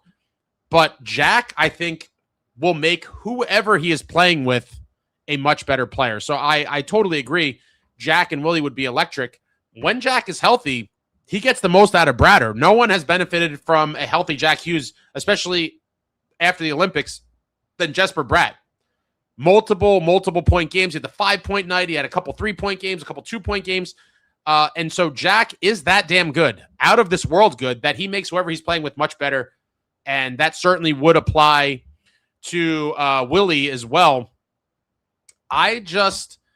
For me personally, I've said this a million times, I always just want to look at all the possibilities and get the best possible piece. And I can't see a world where Willie is like the best move you could make. But in a vacuum, I would love him on the team. But with all the other elements, I don't know. We're at a very delicate point in the history, at least, of this core. And I just don't know. I don't want to speculate too much, but there's just something about him that rubs me the wrong way. And I just don't think it would be the best ingredient to sprinkle into this team now. I just don't. And I could be totally wrong. This is just my opinion, and kind of, I don't study this kid or whatever, but I've seen a bunch of different media things, including one today. I think his exit interview with the Leafs, the Toronto Reporter, was like a minute and a half, and it was kind of weird. I don't know. He doesn't strike me as the type of guy I think this team should actively try to go and get. In terms of Bratt for Larkin, I'd have to really think about that one. That's tough. I do like Larkin, and if he was ever available, I certainly would love him. I don't know how I feel about, I mean, obviously, when you get especially a center, right? You get a center like Larkin, that's a huge addition for your club, but then we're missing Jack's go-to guy. Like, Jack and Bratt are dynamic together. I'd love to see another winger brought in for them. That one, I can't give an immediate answer on that. Bratt for Larkin, because then it's like, then basically who are Jack's line mates at that point? I guess Jack that's a mess. I mean, your center group would be phenomenal, but we have 4 centers as it is right now. And I guess, does Larkin ever play wing? I'm sure he probably does sometimes, but not much. He's a natural center. I don't know. I think it's definitely worth considering. It's just not an immediate yes for me. But I do love Larkin, and if there's a way to get him here, I think that would definitely improve the team. But I do think if it's possible, and it's a very difficult thing to do, if we could make the core 4 a core 5, now I think we're talking. With salary cap constraints and everything else, and you only have so many assets, I don't know how possible it is. But when you look at a guy like Dougie, and you look at a Mercer, and you look at the potential money that have to pay Nemo and maybe some of the other veteran defensemen, there are places to save and reclaim some salary cap. If you could ever make the core 4 a core 5, you might be onto something, because as many of you know, since Toffoli left, in my opinion, we've never had a true top 6. We've had the core 4 and just a rotating guest cameos for the other 2 spots in the top 6. And I think that is a big part of why this team has fallen short for the past few seasons.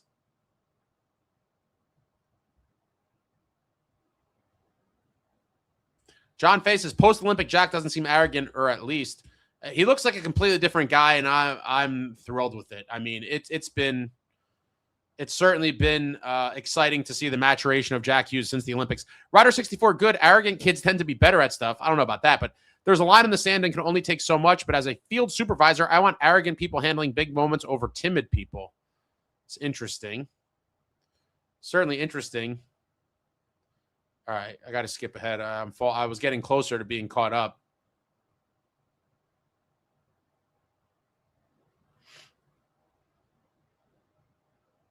Devil Dog says, Zito constructed the Panthers. Come on with the cope. I'm not coping anything.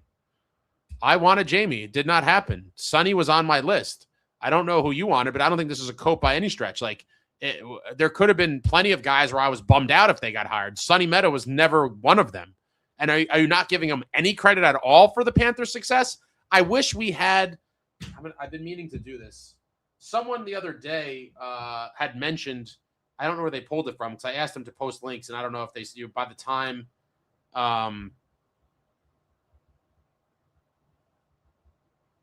that I got to their comment, maybe they're already gone, but they supposedly had a list of some of the guys that supposedly Sonny played a big part in identifying and bringing to the Panthers. Again, I think analytics have a place. I just get a little nervous that they are the only thing, but I don't think coming off of his experience in Florida that Sonny is going to be that way, but we're going to find out. YouTube OG, do you think NJD will make some moves and pull for UC Saros? This was a guy many people wanted a couple years ago. When Askarov was there, people were like, oh, can we get one of the Predators goalies? It never happened. They ended up getting Markstrom. I don't know. I mean, like I said before, there's a million. You're looking at goaltending, defense, offense. This could potentially be one of the most overturned rosters from one season to the next in quite some time for the Devils. When you're talking about guys that may not be re-signed, guys that could be traded out, like there is a lot of potential for turnover here. And I think at a minimum, at the bare minimum, you're going to see 4 different players. And on the high end, it could be like 7 or 8. Devil Dog says Zito values physicality. Absolutely. And I'd hope as a result of being part of those teams that Sonny Mehta also values it. Now, we're not going to know to what extent and all these other things. It's all just speculation. But I'd have to believe, especially given the playoffs and the warfare style of it, that Sonny is very well aware that physicality matters. I cannot see a world where he's living in denial about that. Stephen C. Blah says, I wanted Saros from the start before we got at Markey. I was excited when those rumors were popping up because, again, I grew up a Lou Lamoriello kid. I grew up learning the game and observing one of the best to ever do it, Lou Lamoriello, and one of Lou's big-time rules was you build a team from the net out, and obviously, as Devil fans, we were blessed to have the great Martin Brodeur for 2 decades, an absolute rock in net. The guy was a beast, one of the best puck handlers, the best puck-handling goalie in NHL history. The guy was durable beyond belief, starting 70-plus games a ton of times, and we were blessed. And so with the Lou Lamoriello thinking process, if you build a team from the net out, and obviously the importance of a goaltender within a game, I always wanted the Devils to have a stud goalie if possible. Now, obviously, at any given time in the league, there's usually call them a handful-ish of goalies you could consider studs. And that is why when the Devils were linked to Connor Hellebuck a few summers ago, me and Steve the Maniac were freaking out. We were texting nonstop. When those Hellebuck rumors were floating around, we were like, oh, please, God, let it be true. We want Connor Hellebuck. We want him badly. And then it never happened. So I wasn't nearly as excited about Saros, if I'm being honest, when those rumors came up. But it was still moving more towards, being solidified in net with a guy like Saros. And that never happened because supposedly Barry Trotz was asking like ridiculous for a ridiculous return for Saros. And actually, I've been meaning to look at his numbers this year.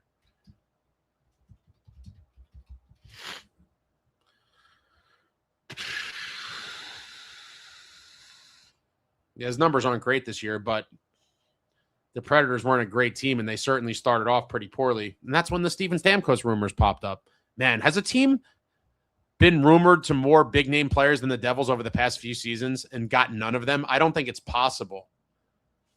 Prezify, thank you for the super. Smoking a nice cigar tonight and chilling outside. Happy about this hire, and I think Sonny will do well for us. Can't wait for September already. Thank you very much, Prezify. Appreciate it. I might have a victory cigar myself in this very summer-like night in New Jersey. Unseasonably hot, I would say. It seems like we went from winter to summer in a couple of days, and I'm not going to complain. I'm here for it. I wanted at least a few weeks of springtime weather, and I think someone told me earlier today that it is going to cool off a little bit, but it was like almost 90 degrees today. I might go outside after this and smoke myself a cigar because this is the sunny era. The sunny era is underway, and I also cannot wait for September for the New Jersey Devils to get back on the ice and hopefully come back with a monster season after the complete disappointment of the last 3 seasons. All right, I'm scanning here.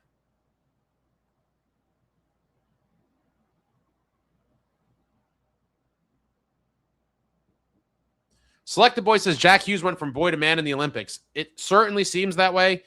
The experience obviously served him well, being around those winners and absolute dogs on the Team USA roster, and it's a great experience. That's why I was super fired up for him to be going to the Olympics. A lot of people were, saying, "Oh, he shouldn't go to the Olympics" and all this stuff. And I wish I had the clip. Maybe I'll go back and find it so I could play it randomly. But I said these are the best experiences you could want for your young players for your NHL team, and hopefully the experience serves him well for your NHL team going forward. And nobody benefited more from the Olympics in a million ways, actually, from ticket sales, whatever. But no one benefited more than the New Jersey Devils because Jack Hughes came back a completely new man and was just scorching the league. Dire Distress says, better culture starts with player development. We need to find winners with an attitude. I agree. I want the snarl. I absolutely love the snarl.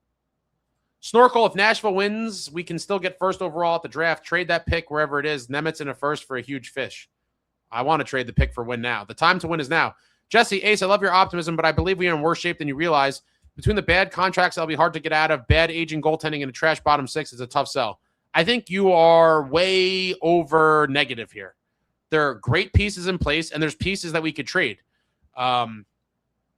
It's obviously a cleanup situation for Sonny Mehta, but it's not quite as disastrous as you're saying. Some of the veteran D-men, I think, could be traded if Sonny Mehta wants to go that route. I think there certainly would be takers. I think if he wants to move on from Dougie, he could figure that out. The goaltending, to me, is the hardest one to fix just because Markey at $6 million is Markey at $6 million. And I hope that he's healthy next year. That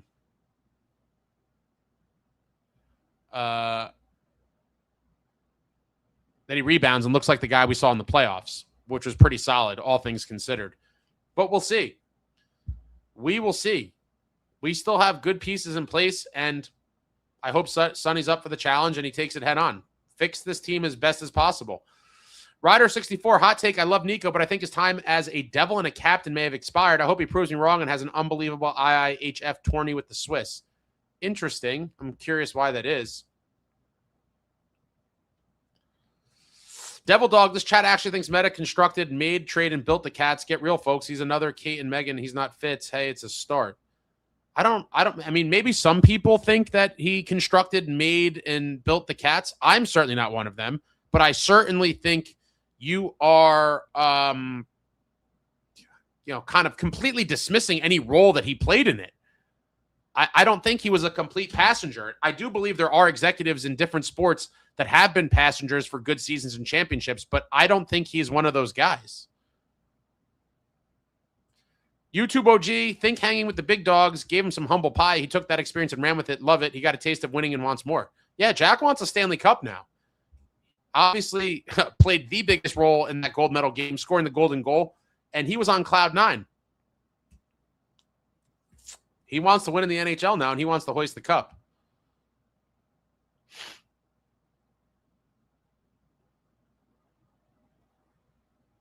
Frank says, judging Marty on his own merit as an executive, it's very fair to say that he's been mediocre at best. I love the guy, but this is a results-based business. He was part of an ineffective exec team. Yeah, but if there's one guy who's the decision maker, so you just say, oh, because the head guy was not good, therefore everybody that he was involved with was bad. I can't do that with a guy like Marty. I am so sorry. I understand what you're saying, but I believe the inefficiencies were primarily Tom Fitzgerald's. I don't know how you could grade Marty as an individual aside from the whole team. And obviously the exec team was a fail, but that doesn't automatically mean for me that I put everyone out to pasture, especially when you're talking about an absolute legend like the great Martin Brodeur. Michael, it's obvious that the assistant GM didn't construct the Florida roster by himself, but he was involved and had input. If he didn't or was disagreeing with all the moves, he would have been let go. Marty was never getting fired, though. Oh, wait, hold on. It's obvious. I thought we were talking about Marty. We're jumping all over. So you're talking about Sonny. Yeah, no, I'm not giving him all the credit in the world for building that team whatsoever, but I definitely think he played a part. For sure. And that means something. Crazy Alex says, say what you want about analytics. Maybe having the guy who created it will be good and work right. Bobby, hate we have to wait till Tuesday for a press conference. Yeah, it should be an interesting one.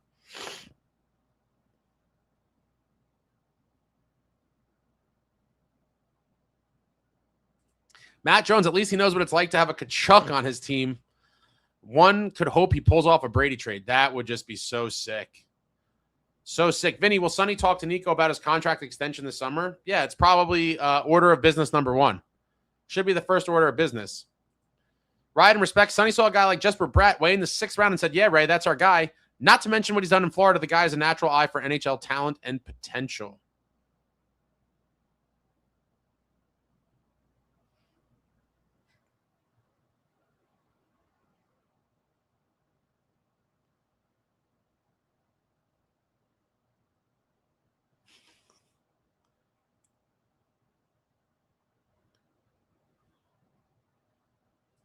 Devil Dog, 35-year-old goalies now, but a few years back, if we had competent organization and Benoit Allaire, he would have turned Schmidt and Vanacek into Binnington, Holtby, high-quality starters.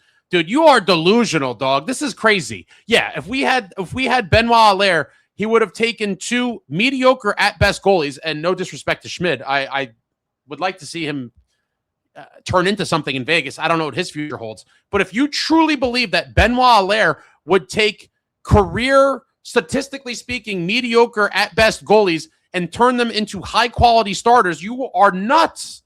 You are nuts. If that was the case, goalie coaches would be the highest paid people in an organization outside of players, because if they could work that kind of magic to turn Vitek Vanacek into a high quality starter, now I've heard it all. Jason Seville, hey there, how are you doing tonight? Did we just get a new GM? Yes, we did. I see that Sonny would be great. He's here, Jason. He's here. He's here.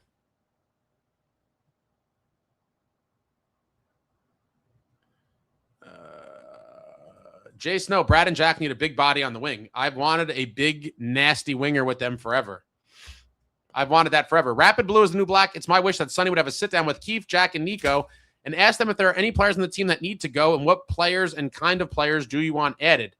I don't know if it should be so direct. I think anytime you have players that involved in personnel decisions, I think it definitely poses a very kind of messy and sticky situation. But I definitely would pick their brain about the players that are here and what types of players or the elements they'd like to see in players brought in. You definitely need their input, but I don't know that I would necessarily phrase it like who needs to go. I mean, maybe they do that. It seems a little extreme.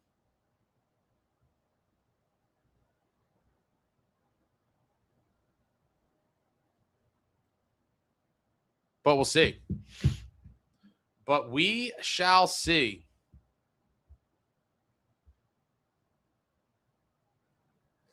Meaty Clacker says we should be willing to deal anyone not named Hughes. You cannot keep rolling out this core year after year with no results. Completely agree.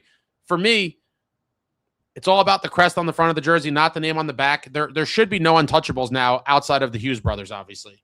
That's not to say there's guys that I want to trade. But if you could make a trade for anyone not named Hughes that improves your hockey team, then you must do it. Bill Agnew. Good luck, Sonny, with those 14 no trade clauses. Obviously is a slight barrier, but when there's a will, there's a way. And I do think you could approach some guys with a destination they may go to, and they may agree. I mean, it doesn't mean that there's no way to get rid of these guys. It just makes it harder.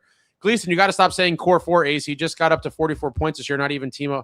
Oh, God. It's still a core four, man. You got to give it a rest. Jersey 61 says, I'll pass on Nylander. Too smug. Head is too big. Tasha, we literally need 2 top 6 wings. Mercer ain't the solution. I do think that Grits could be. We've talked about Mercer in depth. People bash him. I think Mercer's a good bottom 6 player, but I don't want to see him in the top 6. I do think, as it stands right now, going into next season, if we didn't add a top 6, I do believe it'd be a catastrophe if we didn't. But maybe you see Connor Brown and Grits in the top 6, potentially. Or maybe they just throw Mercer there if we don't pick up a top 6 winger, but we definitely need one. Presify, what's up, Ace Man? Some of our fans are dumb as a box of rocks.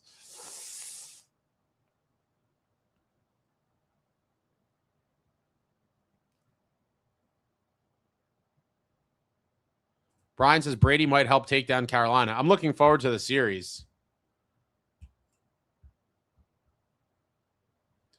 Devil Dog, so why did he let the Devils draft a bunch of no-names before Bratt and risk another team drafting him? Did you see the crap we drafted before Bratt and how many times we passed on him?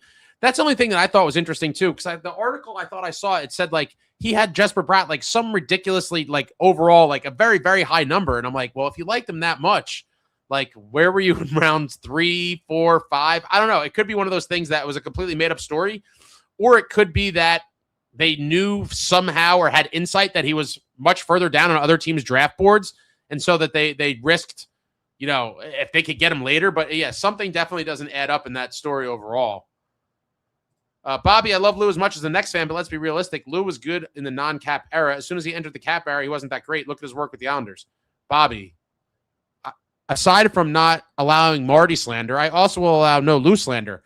Was Lou towards the end of his career and not as good at his job with the Devils? Sure, but it's not like the Devils are the only team that didn't have a salary cap. No one had there was no salary cap for anybody back then. So if they're all playing by the same rules, I cannot really use that as a knock against him. And furthermore, the Islanders have won more playoff rounds in a single season when Lou was there than we have since Lou left 14 years ago or 12 years ago, whenever he left. The Islanders have won more playoff rounds in a single season than the Devils have even in the last 12 years. It's crazy. Kevin says, do you think we win a cup with Markey and net? I would say it's possible. It's possible, but not likely.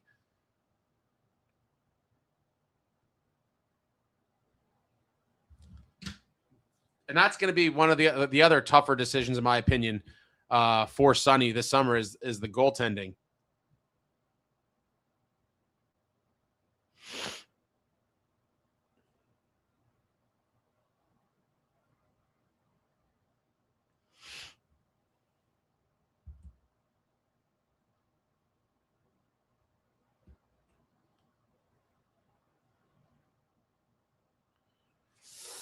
All right, I'm skipping ahead here.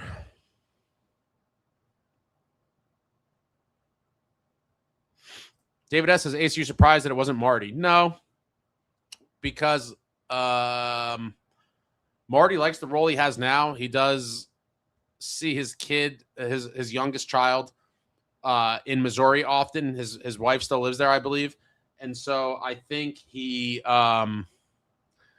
I just don't think at this juncture he really wants the commitment and the time commitment, really, and the demand of a general manager. It is much more of a grind. It's much more intense. It's every single day. You're constantly plugged in. There's tons of stuff going on. And so I wanted Marty, if Marty wanted the job, I wanted him to be considered for it. But I still think he's probably some years away from wanting to sign up for a job that is that intense. Bobby, thank you for the super. I know it will never happen because of his last name only, but Luke should be traded over Nemo. Come on. He only gets the attention due to his last name. I'll get hate for this take, but I'll die on this hill. Fine, but you said it. You know it'll never happen. So this is why I just can't talk about nonsensical stuff. And like, he's not getting traded, obviously. Jack is going nowhere. And by proxy, Luke is also going nowhere. And the owners are actively salivating over the thought of getting Quinn Hughes, which Quinn Hughes is a phenomenal talent, so I have no issue with it. Game breaker. But Luke obviously has had some injury issues himself. He's still, when does he turn 22? Defensemen take time to develop. Everyone has to be patient. Everyone's got to be patient. Luke is 22. He's playing defense. He's going to get better. I do believe in a couple years from now, anyone that has had anything poor to say about him will be depositing their apologies in the comments, because Luke is going to eventually be that guy we all want him to be. He's going to be a power play stud. Development takes time, especially on D. Give it some time. I'm not worried about Luke. I think he's going to be a beast. The Nemo thing is a whole different thing. I think he's probably going to be looking for a lot of money, and it's going to be an interesting resolution one way or another.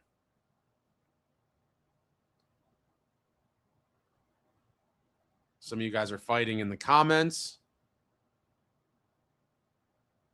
I did want Langenbrunner. Quebec Sans Frontiers. Markey needs to play next year like he did during the Olympics. If only we had this Markey in Jersey. Yeah, Markey was lights out in the Olympics. He played back-to-back games for Sweden, and he gave Team USA in the Olympics a massive scare. Devils were up. USA was up 1-0. He only gave up 1 goal in regulation. Sweden scores late in the third to tie it up, and I was feeling nauseous. And people were making some funny jokes on Twitter during it. They're like, this is the most ridiculous thing that Jacob Markstrom, with the year he's having for the Devils, is going to be the guy that plays a prominent role in USA getting bounced. And it could have been horrible. But he did play much better in the Olympics. But he also revealed, he's got fluid on his knee. There was some injuries. I just hope this man heals up and comes back with a vengeance next year. Again, don't know how likely that is, given everything we know, but we could only hope. The Four Directions 99, I'm curious to what our front office will do in the summer. It should be interesting. Should be a really good one. Really good one. Justin says, Ace, with all due respect, just because you are a legend doesn't mean you are exempt from being fired. I completely agree. If Marty was the actual GM over the past few seasons, I would be sitting here saying, I love Marty, but it's time that he goes. But guess what? He wasn't the GM. That's it. It's as simple as that. Tim, the Sonny Mehta era in Jersey begins now. Track control off. Yeah, Lou left the franchise a mess, but he also had Parisi and Kovalchuk leave, plus Eliash and MB30 retire. He just didn't succumb to a full rebuild in time. Yeah, and when you deliver 3 Stanley Cups, you get a little more leeway in my book. 3 cup banners in the rafters. Thank you, Lou. Thank you, Lou. David S. Ace, I hear Matthews on side of Toronto. Any chance you think we could afford him along with Brady in keeping our main 4 core Nemitz? No, that is bonkers bananas. No chance in terms of salary cap and the assets it would take to get them. But I would be thrilled with either one of Matthews or Brady, even if it meant trading a core piece. Now, if we could get one of those two and keep the core 4 in place, that would be super unexpected and a joyous celebratory event. But for getting Matthews and Brady, that's just borderline. That it's not even borderline. That's straight maniacal. Art W says need to get Wilson. Period. I would absolutely love it. Yeah, Jay Snow says you crazy Matthews and Brady keeping Nemitz. Yeah, no, it's not happening. Snow, I know, but you got to love some of these internet proposals. Cats and Rats podcast. Interesting hire. Time will tell. It's a literal coin flip. Better fit for Mehta in NJ than Toronto. Interesting. I hope he gets it right. We're at a very, very important time in franchise history. Four Directions says we need a legit top 6 forward. We cannot score. I completely agree with that. Michael, for goaltending, at least Markey doesn't have a no move. And Markey does have a no move, by the way. I don't know where you got that. And Dawes is an RFA. Can waive Markey and see if any takers. If not, can save some money with him in Utica and roll Dawes Allen. Markey has trade protection, my friend. David asks, why do I feel like there's so much negativity in this chat? We as a fan base, but like Sonny already. We just want change, and change is here. Jason, no, the DNA of this team has to change way too one-dimensional. Completely agree. I've talked about it for pretty much since I had the beginning, since I've had this channel, that the DNA of this team needs to change quite a bit, and we need to morph into a more well-rounded, battle-tested, kind of scrappy group. Because overall, we've been a little bit too much of a pushover group. And it is what it is. But you could help change the identity of a team by bringing in a couple pieces from the outside that bring those elements. And that's one of the main, that's why I want Brady so badly. Tasha, honestly, I have zero expectations now. You can vouch, but the season killed me. As long as I'm concerned, Connor Brown and Grits will be in the top 6. It's certainly possible.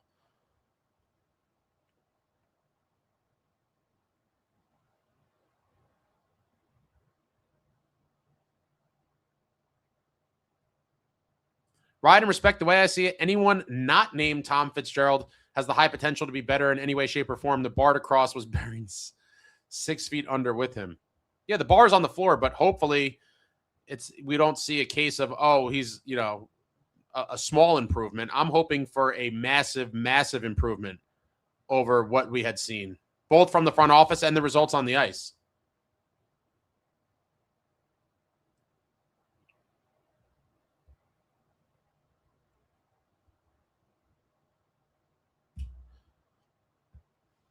SJ says, don't feel like Marty wanted it. I don't think he did either.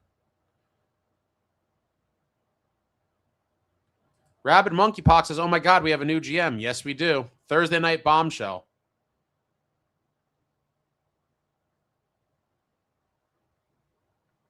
Sook, it's really unfortunate that Luke's last name is Hughes. Kid should have been sent packing last Tuesday. Oh, God.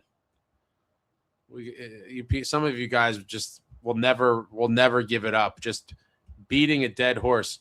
Tasha says Brady isn't that good. Tasha, what are you talking about? Brady is a game changer. SJ Nemo is more offensive. His defense is not that great. Again, super young defenseman. It takes time to develop. I do think he can be a very good defenseman in this league. Time will tell, but he's probably going to be looking to get paid, and maybe the Devils say it's time to trade him to someone else. I hope Nemo's here long term too, but you can't keep everybody. And I think we're going to see some hopefully meaningful moves throughout the summer. Tasha, Tommy Wilson, Brady any day. I love them both. I can't go Wilson over Brady, but I do love Wilson.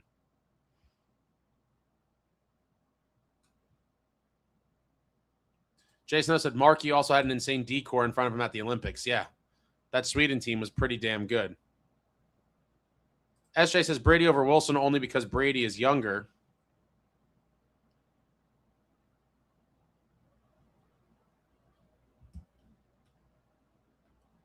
Evan Spitzy says, so how do you guys feel about this move? Sorry, I just got here. Bobby, I will say I give Markey plenty of shit and it's warranted, but I have to say I love that he said the Devils was his number one priority when asked why he wasn't going to play in the Worlds. That was nice to hear. If nothing else, for all the people that like to bash Markey, and there's plenty of them, you have to at least respect that Markey is an absolute gamer and wants to win badly. And he hates losing, and it shows. Look no further than when he was like, you know what? During that Ranger game, he came down the ice and just, granted he lost, but was like, I'm going to fight Shesterkin. I mean, that's should show you the heart. Now, obviously, you can't keep a job in the NHL at any position just because you have heart. But you like to see it, especially in your goalie. Fiery guy, and like I said a million times, I hope he has a great summer, heals up, and we see him give us a great year of goaltending next year if he's here. Evans is I'm in a wait and see mode. Half Naked Frankenstein, I'm so stoked for this hire. I think we upgraded big time. I think we did as well. Stephen Clark, Sonny will be both the president and GM of the Devils. Yeah, Elliot Friedman already reported that, I think, a little while back.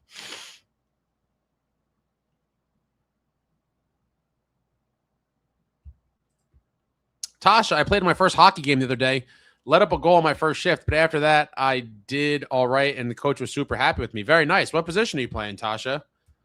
Jason says, I don't want to see Brown playing on Jack's wing again. I completely agree with you, even though he's done pretty well with them as of late. I do think that that's more of a stretch kind of, you put Connor Brown with the big dogs if there's injury or something or there's some extenuating circumstance, but to have him slotted in your top 6 to start the season, I think is not ideal if you truly want to be a contending team.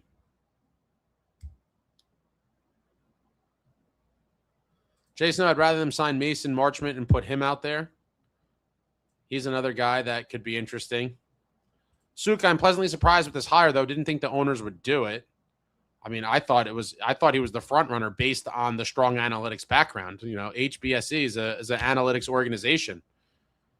Bobby says, I'm hearing Fitz to Smashville. That's been a rumor for quite some time as well. My dog for GM says we finally have a real GM. SJ, we need Sonny to be aggressive. This team is not getting younger. Completely agree. The time to win is now. I've been saying it forever and ever.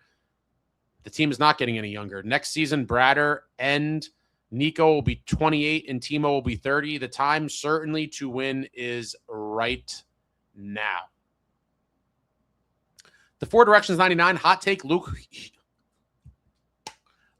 Hughes will have a bounce back next season.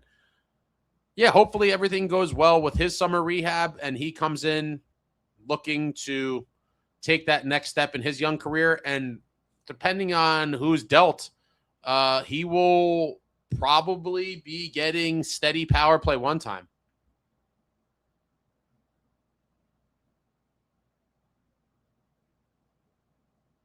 Evan Spitzy says Matthew Tkachuk to NJ. I think that would be pretty shocking. I would gladly take him, but Brady's the guy I really want.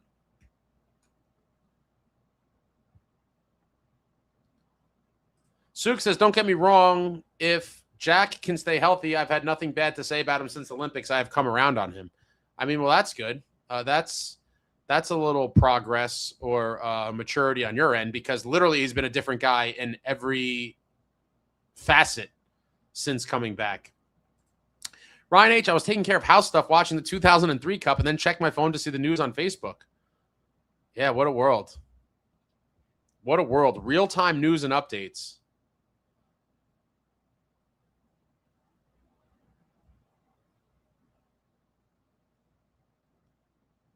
X-Fact OG, I know it's normal. We are from New Jersey, but happy during happy moments. John Face says plenty ace. Plenty, I would say 90% of our fan base is out for him. Who's that about?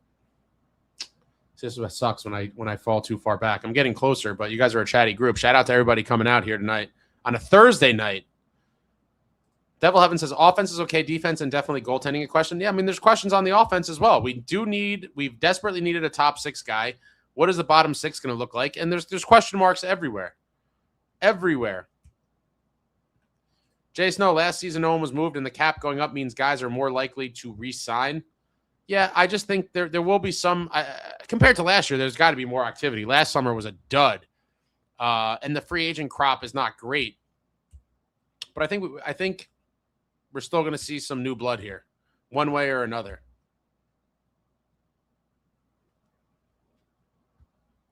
Stick Figs, what's up? He says, Markey may have got rocked both on the stat sheet and by Shesterkin, but at least he's got competitive rocks of his own. That's all you can ask for is the effort, right? I mean, you obviously need better goaltending out of him next year, like by far. But you got to like the compete level.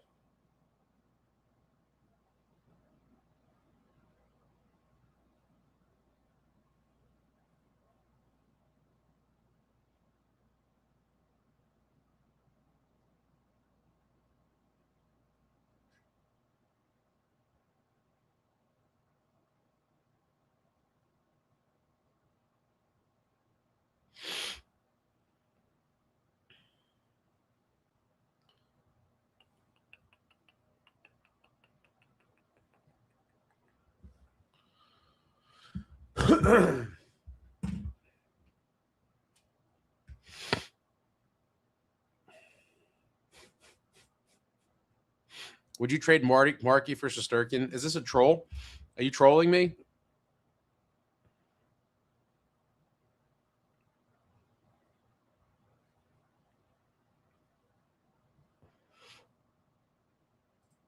Hello, Joe Mama.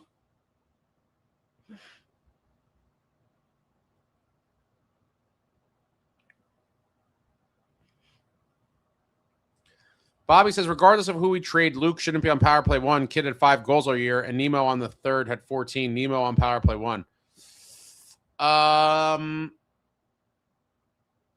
If Nemo's back, I would expect he'll get power play time as well, but I don't think he'll get power play 1.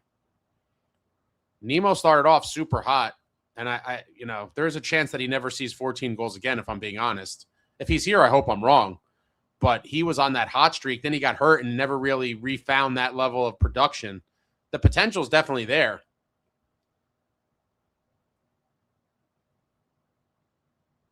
Roll 95, Ace, I'm good with the Sonny hiring, but only because he's smart and it can't be worse than Fitz. I'm a bit disappointed the organization is giving him full power and not pairing a seasoned president of hockey operations with him as well.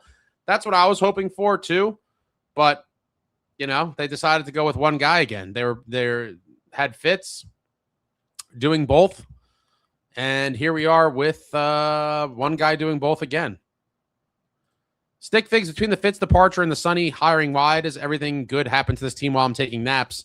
Planning on a day-long nap on July 1st. You might not be missing anything on July 1.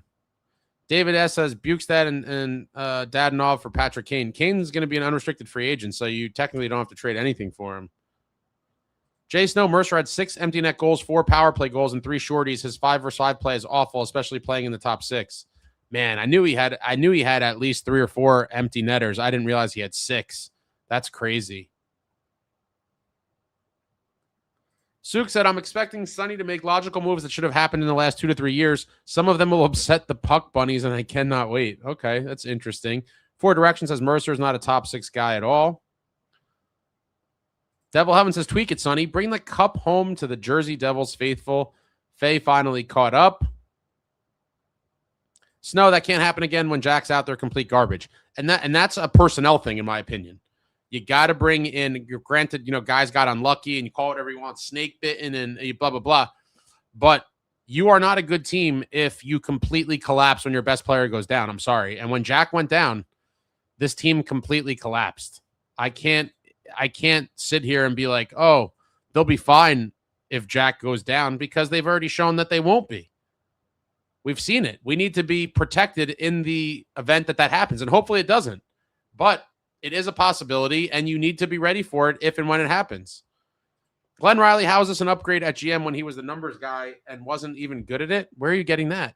I hate when teams recycle guys that did not work out, and now he's the GM now. I mean, Glenn, I think you need to read up on this guy a little bit and then come back.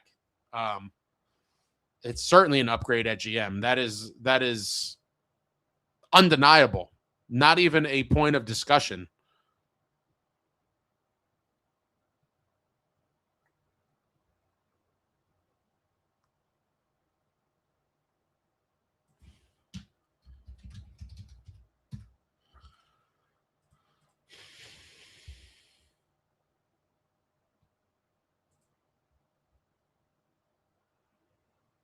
Joe Mama says, let Sonny cook. High Stick, what about Casey? Another interesting kind of figure in the organization. Coming into the season, I thought he would be one of the first guys called up. And many people did, if we had any injuries on defense, that he'd be the guy called up. But that did not happen. He had injury problems of his own. The team was concerned about his play in the D zone. Obviously, he has very exciting offensive skills, but hasn't been able to crack the Devils lineup full time just yet. And if there is no clear path for him to be a Devil full time soon, that they should see what they could get him. They could get for him in a trade or in a package. It doesn't make sense to keep having him play in Utica, in my opinion. But who knows? It is an interesting plot line. Bobby, that's my point, though. Luke has 5 goals all year, and he's supposed to be our next offensive weapon. I just can't see Luke getting close to 15, 20 goals like Dougie or his brother or Werenski. I mean, why are you bringing up Werenski? Werenski's a top level D-man. I hope Luke gets there. but I cannot be like, oh, you're not putting up Werenski numbers right now, so you shouldn't be on the power play. And you are putting a big emphasis on Nemo's goals, which I could certainly appreciate goals. But coincidentally enough, both Nemo, well, actually, just bear with me 1 second. I guess it's graphic time, right? But I got to custom cook this thing up real quick.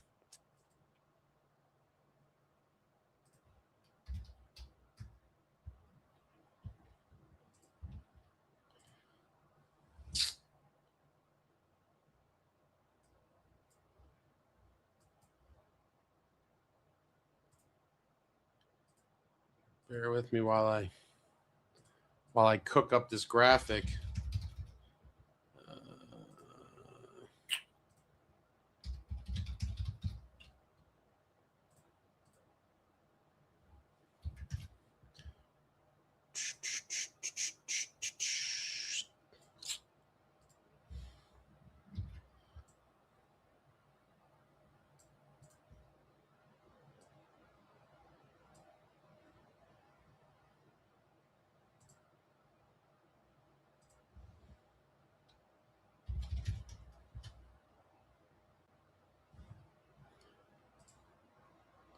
All right. So to your point here, I understand people get excited about goals, but let's look at total production, right? Coincidentally, both of our young studs, I'm going to leave that on the screen. I'll be back 1 second. I'm running to the bathroom, but take a look, and I'm going to talk about this in a second. Be right back. But that's Nemo and Luke. Be right back.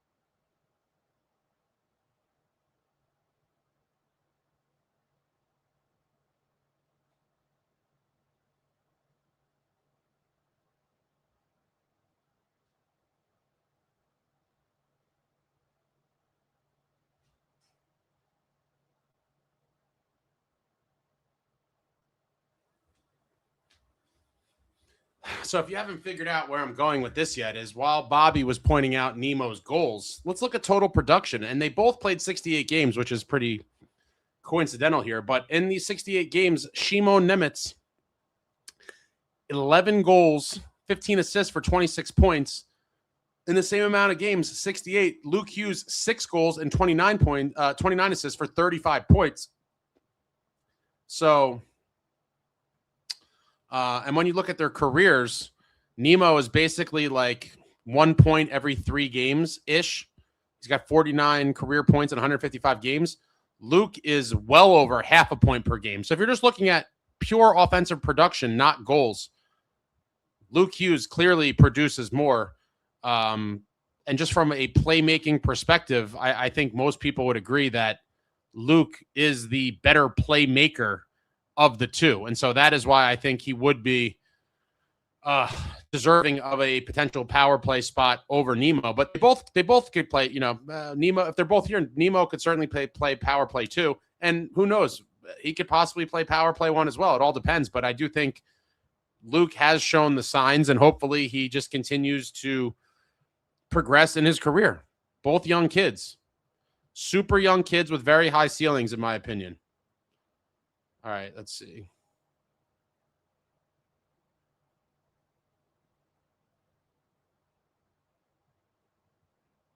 People are fighting in the comments again. Everybody play nice.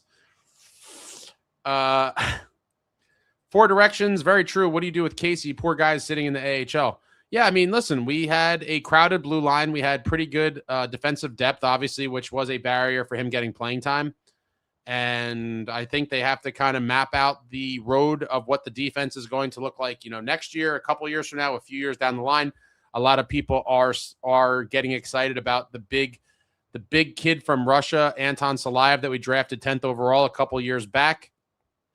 Hopefully, when he's NHL ready, he can contribute and be a punishing defenseman on the blue line. He's probably at least minimum, I would imagine, a year away.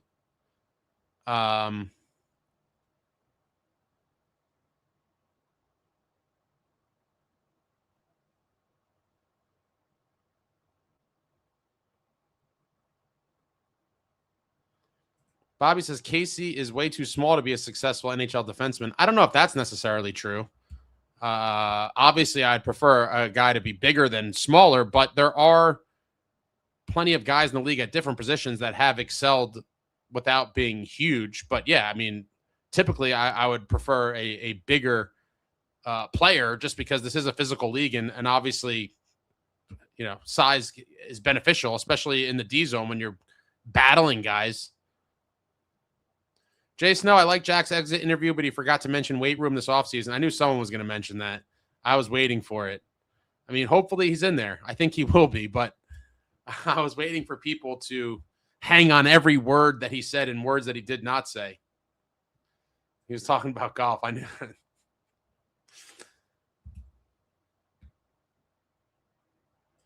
Rendich 2, Luke versus Nemitz in the eye test on power play 1 is not close. Luke can hold the zone and play off Jack and Bratt much better. Yeah, I just think his offensive ceiling and playmaking is definitely above what Nemo brings. But, people wanted to point out the goals, which is fine. But Luke is definitely a threat. And he's going to get better. Snow says Nemitz's shot is way better than Luke's, though. Luke is a zero threat up top on the power play. It's all about that skating and that puck moving, baby.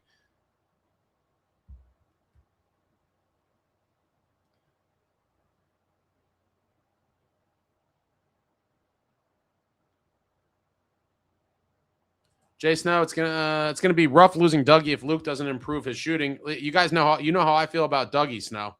Everyone bashes the guy, but they will miss him when he's gone. Mark my words. Beachmaster Nemitz does have a nice snipe. He certainly does. Put him in a bathroom.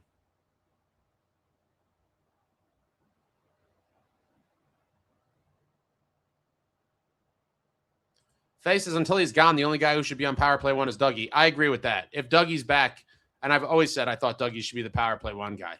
We saw the cannon blast come out a few times, but he still has that nasty wrister that he could snipe with too. And once in a while, he'll unload the bomb. The Dougie bomb circa 22-23. People are going to miss Dougie. Mark my words. Mark my words. Rendich says Devils fans simultaneously overrate Nemitz and underrate Luke.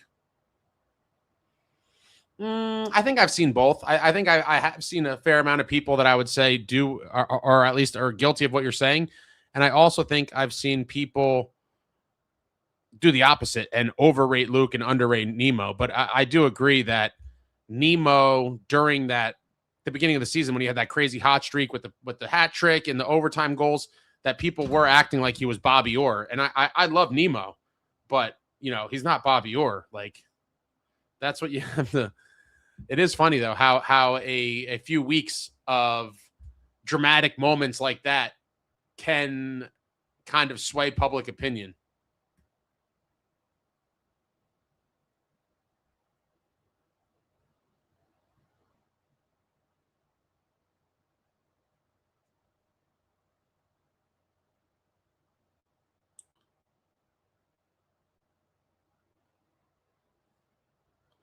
So I was like, I wonder what the 5-on-5 numbers look like. I'd be curious.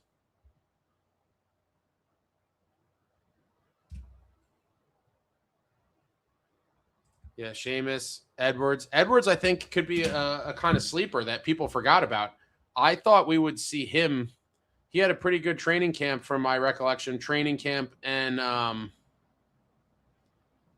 preseason. And maybe he could be a guy that replaces a more expensive veteran defenseman on the blue line for next season.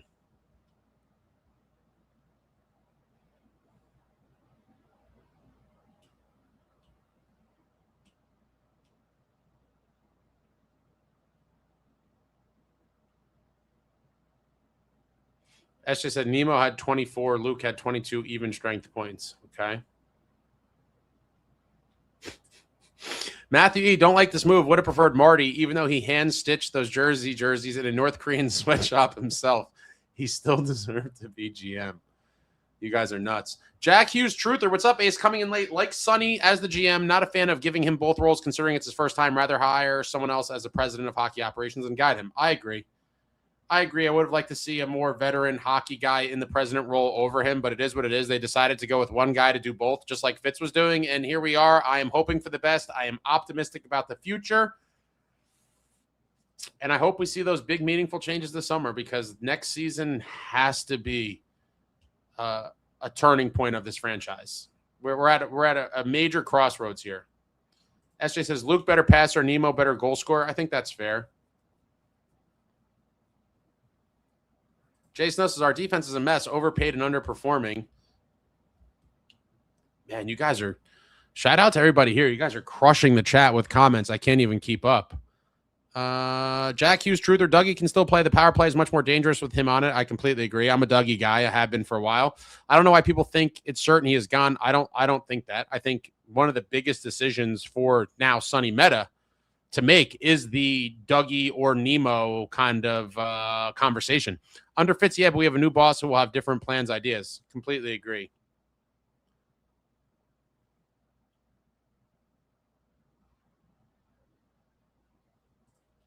I know I love these hypotheticals, so indulge me. I know I mentioned Bratt for Larkin.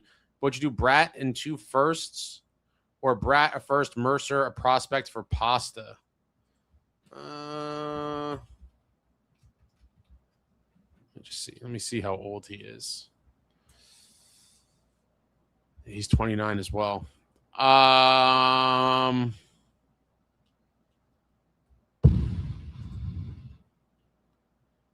and 2 firsts. I don't know about your exact packages, but I would do something along those lines for Pasta, for sure. If you're talking about a deal surrounding Bratt for Pasta, I would do that. And I love Bratter, but I do think we need some sort of change if you can't sprinkle a 5th piece on top. If you can't make the core 4 or core 5, I do think you need to change something up for sure. I've liked Pasta for a while.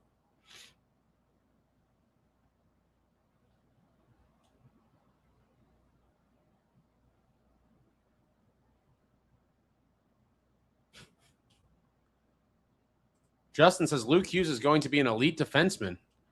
I think so as well. Jay Snow says Bradshaw is an awful hire. The defense got worse. Obviously, he's going to get some of the attention there, but again, like always, I have to put some blame on the players as well. But it certainly does seem that the defense as a whole regressed with Shaw here. Jack Hughes, Truther, Nemitz sucks. Come on. He's clueless in the D zone, always standing on an island, pinches at the worst times, and anytime I hear Dylan communicate to him on the ice, Nemitz does the opposite. Young and learning and very eager to play offense. He does pinch a lot. Like, geez, like where the hell is Nemo doing?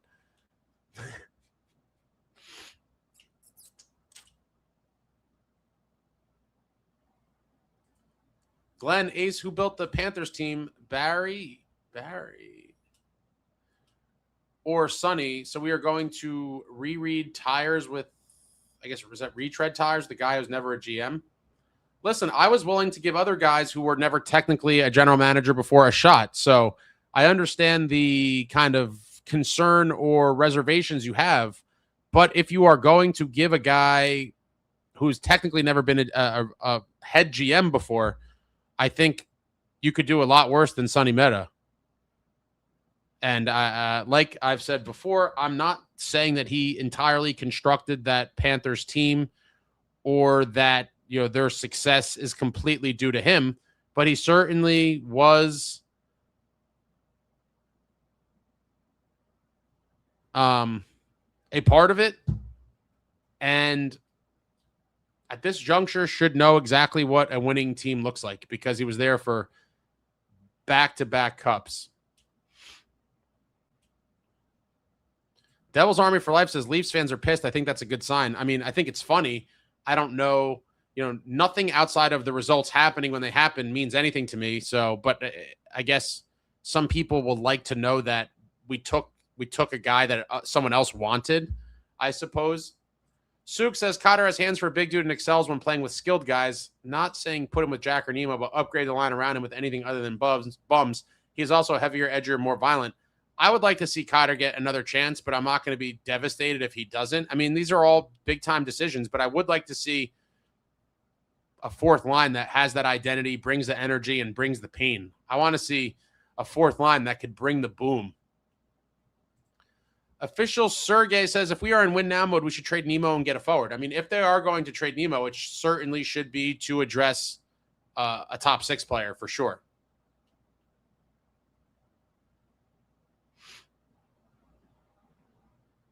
SJ Nemo was clutch, could be huge in the playoffs. He certainly has that clutch in him. Overtime winners, obviously scoring an overtime, double overtime winner in the playoffs. He scored a big, I think it was Washington was the one where he scored the winning shootout goal. He tied up that Islanders game late, even though we lost it in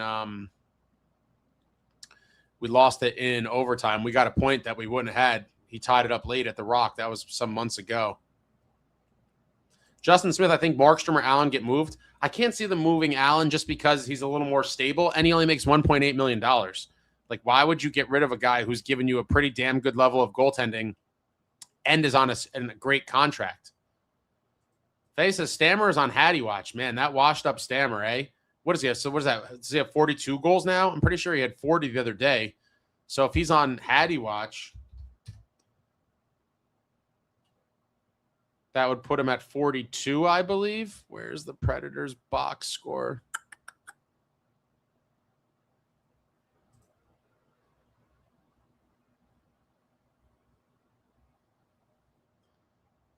Yep, that's 42 for Stammer.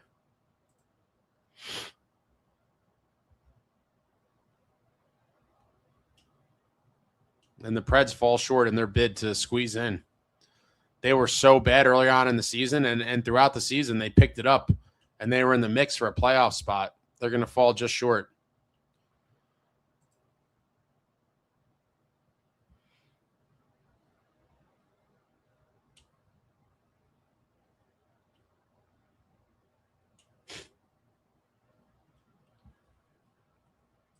Devil's Army for life. It would take a king's ransom to get pasta, but it would be worth it. He's generational. I mean, let's not get crazy. He's very good. I think generational is a term that gets thrown around way too often, but sadly, I doubt the Bruins move him. He's basically their whole team. You never know, but yeah, I mean, guys like Pasta don't get moved quite often, but he is a beast. SJ says trade D-men and put Edwards. He has grit.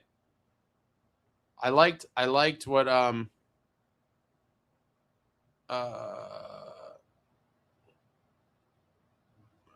he looked like he could be an everyday player.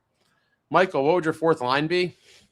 I don't know. Obviously, Bukestad, and then I'm curious to see if they give Zach McEwen a contract or what happens with him. I mean, his injury ended the season, and it was a second injury on the season.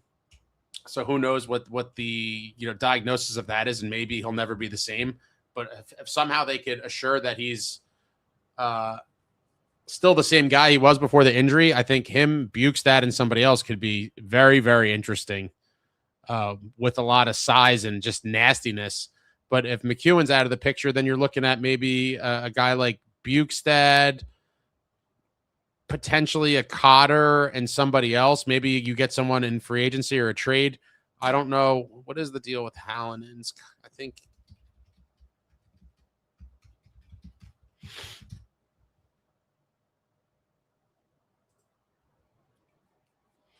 Yeah, Hallinan could be gone. Let's see.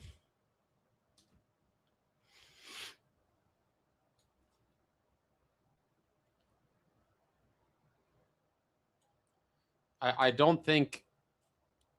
I mean, Siplikov signed for next year. That's another interesting one. Like, I don't know. Was it just a down year for him? I mean, I didn't see anything remotely exciting from him. I forgot about Nason.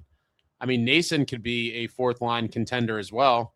Could you have a nice fourth line with like Bukestad, Cotter, and Nason? I mean, that's interesting. I think there's going to be a lot of different potentials there. But if Cotter's brought back, I think there's a good chance he ends up there. Bukestad, I like a lot as a fourth line center. He's a massive dude. Hopefully he could get a little meaner. Dodanov's going to be gone, obviously. Yeah, and I'm very curious to see what happens with Siplikov. But I want to see some size. I want to see some energy, and I want to see the pain. Bring the pain, bring the boom. Brian says Jack needs mafia protection like Gretzky had. Forgot bulking up. I would like both. I would like the mafia protection and bulking up. Suk, Runnin, I asked you this a while ago, and you gave me an answer, but has Luke shown you anything more throughout the season that would be worth $9 million? I mean, given this year, I would say down year for everybody, and I probably feel exactly, I would say, the same way as I felt about him after last season, and it's there's going to be growing pains. I told everybody when he signed the $9 million contract, it doesn't mean he's a $9 million player. You are signing the deal for future value, hoping to save money in later years, and I still believe in Luke. This year did not change that for me whatsoever. Jack Hughes, Truther signed Lomborg and Greer for the identity fourth line. Sonny knows them both from Florida. Nason coming back also adds to that identity. Yeah, so I forgot about Nason. I was just looking at the list. Nason definitely a candidate for that. I would love the Lamborghini. He is a real nasty man. Some of you may remember when he just beat the ever-loving snot out of Nate Bastian. The poor guy got a broken jaw. And Greer brings that too. John Fay, congrats to Celebrini on 115 points in a single season, now holding the Sharks record for most points in a single season. Celebrini's ridiculous. Completely ridiculous. Devils Army for life. Hopefully he gets his Hattie. Devils need a Preds win for the lottery odds. And you guys are living on the lottery prayer still, huh?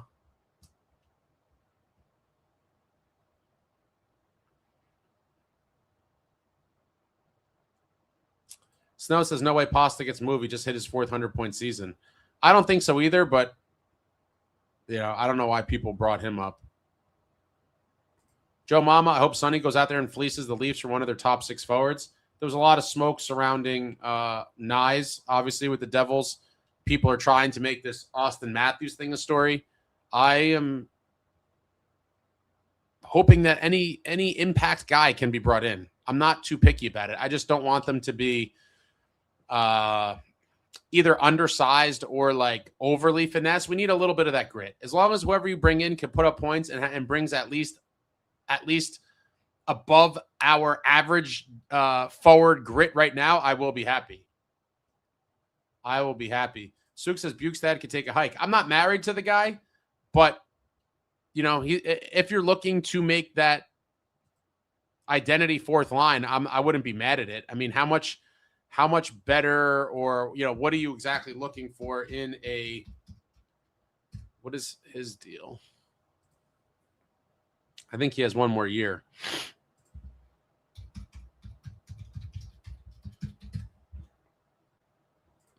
Yeah, one more year at 1.75. I mean,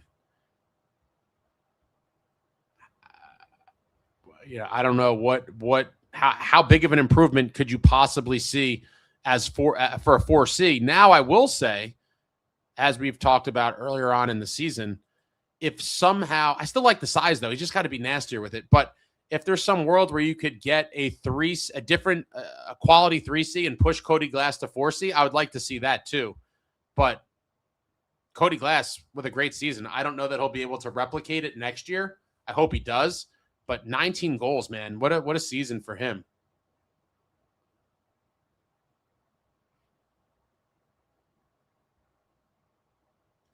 Bobby, personally, I'd love to keep McEwen. He's 6'4", 230. I'd love to see him get a legit chance. So would I, but I don't know. That injury, whatever, I forget what it was. Season ending. He may never be the same after it. Man, you guys are pounding the chat. Jason, Bukestad is such a waste of size. I wish he was nastier. Suk saying Siplikov needs to be gone too. Yeah, I don't see him being back. Bobby says trade Nason. Coming off the injuries, I don't know how likely that will be. I do like Nason. We probably will never see him kind of get to that production we saw last year when he was getting all that power play time as the net front guy. But he has a mean streak to him, and I do think he is a valuable leader off the ice as well. And I think people quickly discredit how much that stuff matters. Yeah, Nason, good presser, post-locker cleanout. You could tell he was mad, and he was very honest in his assessment.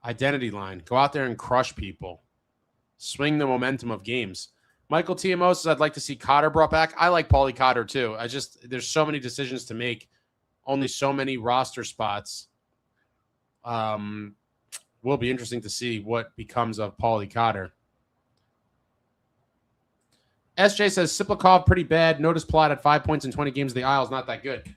On that front, a lot of people were praising Fitz. So like, oh, he traded Palat and he didn't have to retain. And right away, I was like, well, if you get a guy that really you're going to be looking to get rid of next year, which seems to be the case with Siplikov, essentially it was kind of the same thing as retaining his salary. Like, so it wasn't like we traded Palat for a pick and we didn't take any salary on. We traded Palat $6 million to bring in Siplikov's. Was his 2.75? So it was like a net savings of 3.25. Oh, he's 2.25. So it was a savings of 3.75. Like, obviously, great move. Any move you could do to get Palat's money off the books was good, but essentially trading for a contract like that is sort of retention.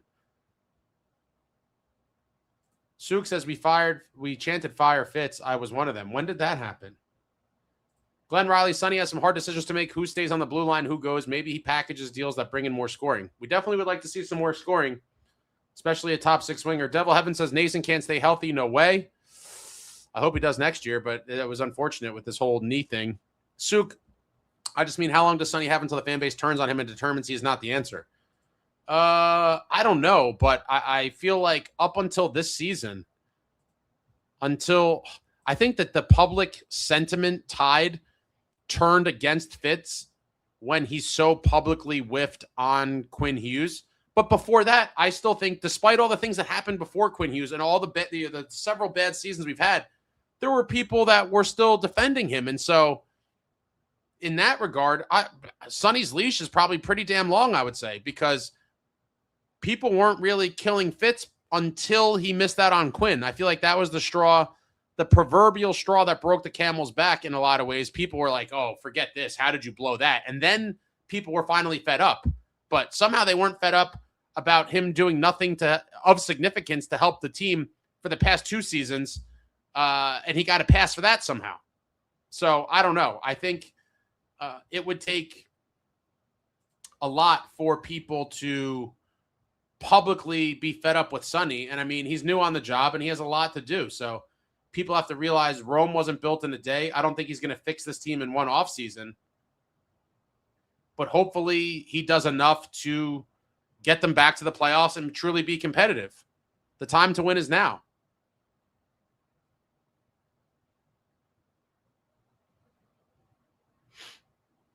Three years. I mean, I hope by then we've won several playoff rounds.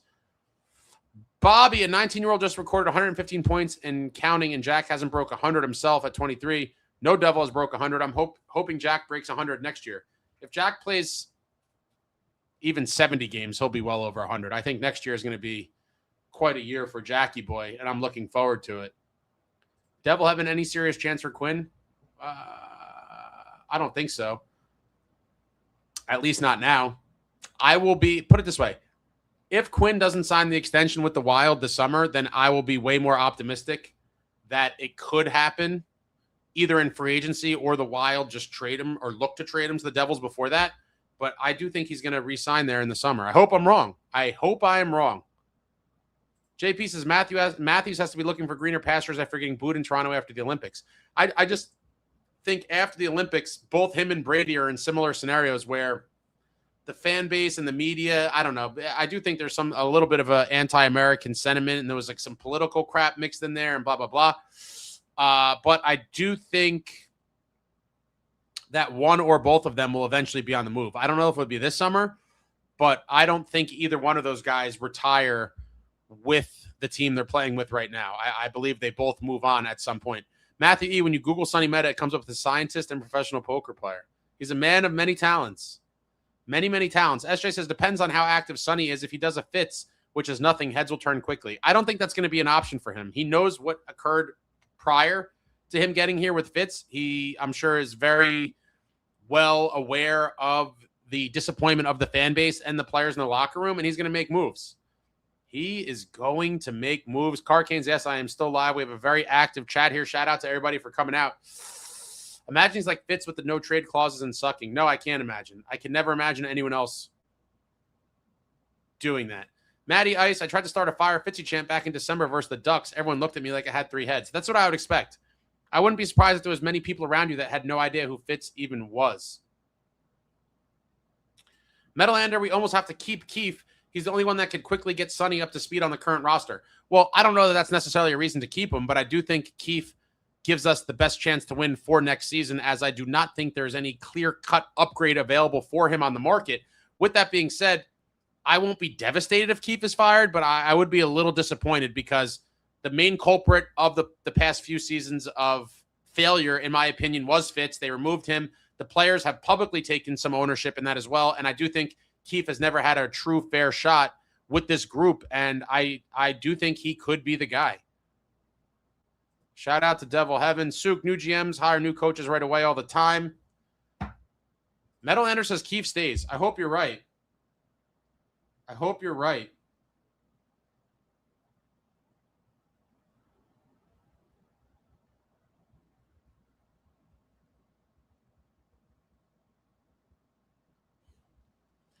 Richie, Stammer, 2 more goals. 2 more goals for 42. That washed up Stammer, huh, Richie? What a bum. SJ says if the injury curse persists, we might be screwed. I'm tired of talking about injuries. I really am. And Pesci was a big one this year too, but the biggest one, obviously, Jack. I said it, was it last night? All these lives bleed together, but the Devils were shut out 8 times and scored a single goal, I think, 17 times. Do I still have my notes here? And I think scored 2 goals 10 times. That's what it was, yeah. So this season, shut out 8 times. They scored only 1 goal 17 times, which is 25 games with 0 or 1 goals. Horrible. And then 10 games with 2 goals. So you're looking at nearly half the season, 35 of the 82 games, they scored 2 goals or less. You are not winning hockey games like that. And the Jack injury played the biggest part in that, obviously. The offense completely dried up when he went down. Evan, thank you for the super. I trust Sonny. Let's give him time, but also realize we're in a time span to win now. Let's go Devils. Completely agree, Evan. The time to win is now.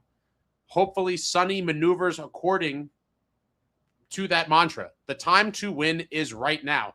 This team has squandered too many prime years of this core that's been in place, a core that people fawned over for years, and I'm guilty of it as well. And here we are. If they get the right pieces around them, if we get that top 6 piece, I do think we could do damage. And it's going to sound crazy, and people are going to tell me I'm an idiot, but it's hard when you see potential. And right now, all it is basically potential outside of that one season, 22-23, which does look like it is an outlier. At the time, some people said that, and I was like, no way. We've arrived. We're on the come up. But now, 3 years later, with the results being what they are, that was an outlier season, unfortunately. And the Devils need to, and it's so disgusting to even say it. I feel gross even saying it. But at a minimum, they have to at least duplicate that success, meaning win a playoff round. Like, my God, I hate even talking like this. Winning a playoff round is good, but it's still nothing to, like, strive for. You want to win a cup and be competing for a cup. Anything less is a fail. Complete fail.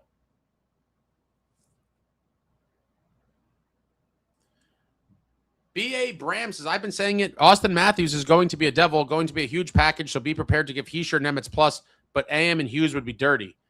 I mean, that would be quite a bombshell.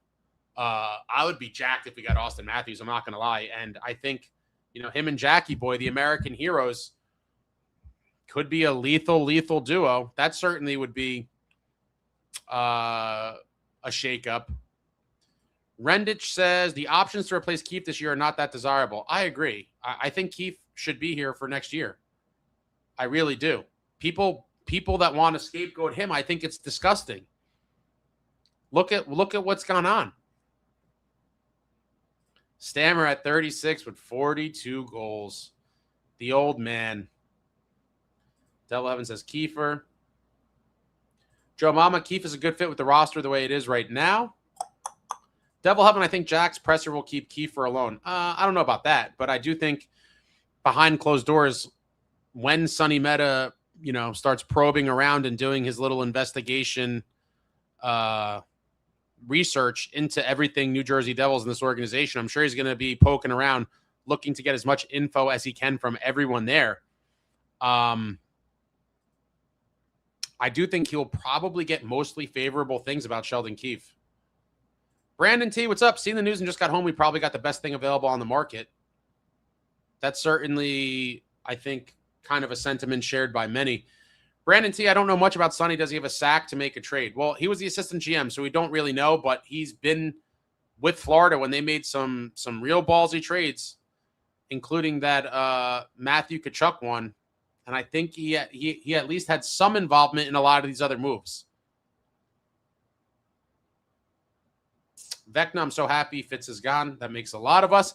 Metalander, I hope Sonny is good at finding undervalued pieces without cap mess. We need a Florida-type build. I don't want him to necessarily try to copy them exactly, but you need the dogs. Bring the sandpaper to NJ is right, Jason. No, bring the sandpaper because we need a lot of it. Robert Isaacson, Devils lost all 24 of those games when they scored 1 goal or less. So if they won 2 or more, they were 42-13-3. That is a ridiculous split. Well, I mean,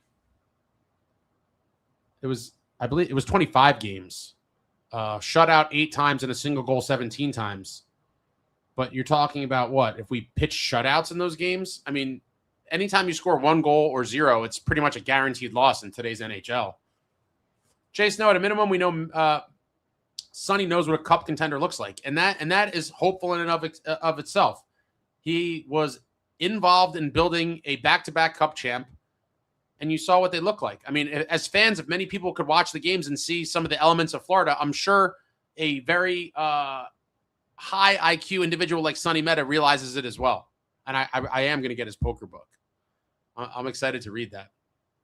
Ryan Demand, I wonder if ownership is still looking for a president of hockey operations. Nope. Elliot Friedman and several other outlets now have reported that he will, in fact, be the president and GM, just like Fitz was. Suk says AM34 on this team would be insane. I agree. JP Matthews' contract is through 2028. He has a no-trade clause. I'm sure if the Leafs went to him with a desirable location that he would be willing to play and that he would agree. And maybe he would love to link up in New Jersey with Jack. Jay Snow says he's good with Keefe leaving. Robert Isaacson. Okay. So when they scored 2 or more, score goals and win games. Don't score goals, you lose. It's a pretty basic concept. DRPG, if we can't swing a trade for a top 6 and we have to rely on unrestricted free agency, Bobby McCann and or Mason Marchment would be decent pickups depending on term price. I forget who. Someone was super high on Marchment, I think maybe even last season. And he could bring some of that script. We need a little bit of that attitude, that sandpaper, that snarl. You need it. Bobby says Celebrini with 45 goals. He has nearly as many goals as Brat points. Come on. Snow doesn't like the Keefe systems. SJ makes sense. I would guess most teams have a bad record scoring 1 goal, hard to win. Nearly impossible in today's league.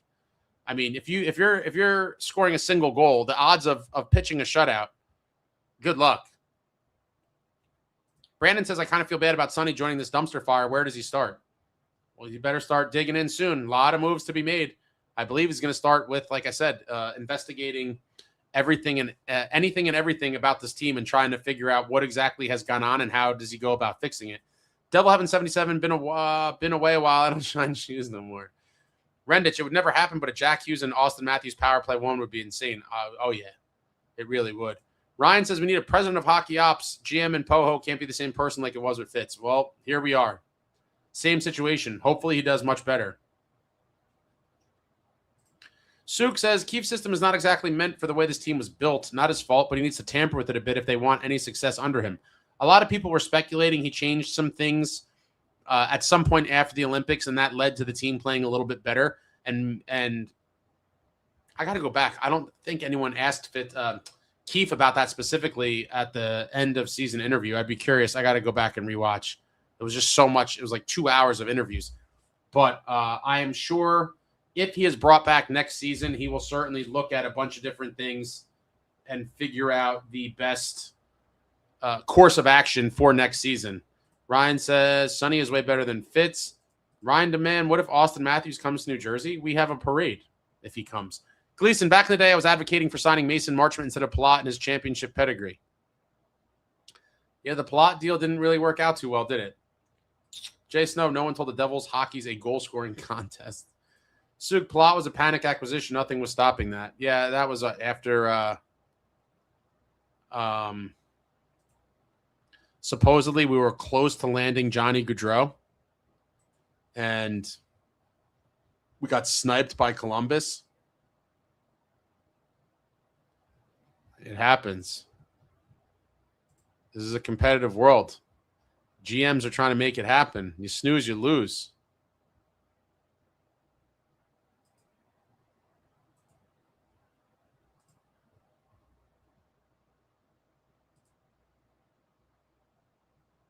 Just got off the phone with Mogilny, picking him up at the airport. What? I'm so confused. Suk, the thing is, when Jack was hurt, they doubled down on Keefe's defense first system, and what little scoring we had was only made worse. I'm sure he changed things up because this team was more offensively minded the last 25 games. And the defense, Siegenthaler, how many points? I feel like Siegenthaler had like very little offensive production throughout the whole year. And then I feel like in the past few weeks, he was just racking up assists like crazy. All right, so he finished with 16 assists. This only shows the last 5 games. He had assists in 3 straight games, at least April 7th, April 9th, April 11th. 3 games in a row with an assist. The last 2, he didn't register any points. I wish they showed. Yeah, there's so many hockey stat things that I wish were more easy to find online. Jason noticed that Dougie wouldn't talk at locker cleanout. That's weird. I'm not that surprised. He's been pretty much ducking the media ever since those stories broke that that Fitz attempted to trade him and he may have blocked it. And then he kind of, I don't like that. I certainly don't mind if guys like tell the media off if they are just as like or is short maybe, but I feel like you should at least face the media. And if they ask questions you don't want to answer, just say next question. That's it. That's it. It's not that hard. I understand it's not comfortable, and a lot of people don't like, or a lot of guys don't want to deal with that. But straight up ducking the media, I think, is a little weak. But it's his prerogative, I suppose. I thought there was like mandatory media stuff, but I guess he didn't have to. But follow your boy on X. I'm trying to get a little more involved on there. I just dropped the link in the chat at Running with NJD. Where is my the future is bright and it's sunny now. The sunny Mehta era in New Jersey has begun. Where did my graphics go?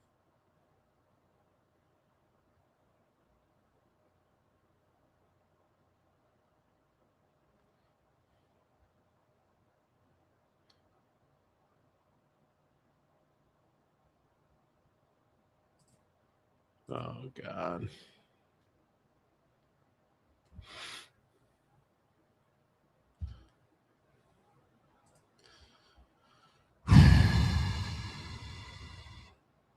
Who remembers Pavel Bure, the Russian rocket? Of course. Glenn Riley says Sonny needs to shake up this core. The big trade, maybe Bratt or Mercer or both needs to go. Explore everything. The time to win is now. Move like it. Maneuver like we are on borrowed time. John faces, I don't blame Dougie. Honestly, I really don't. I just think it's kind of weak. Just like, but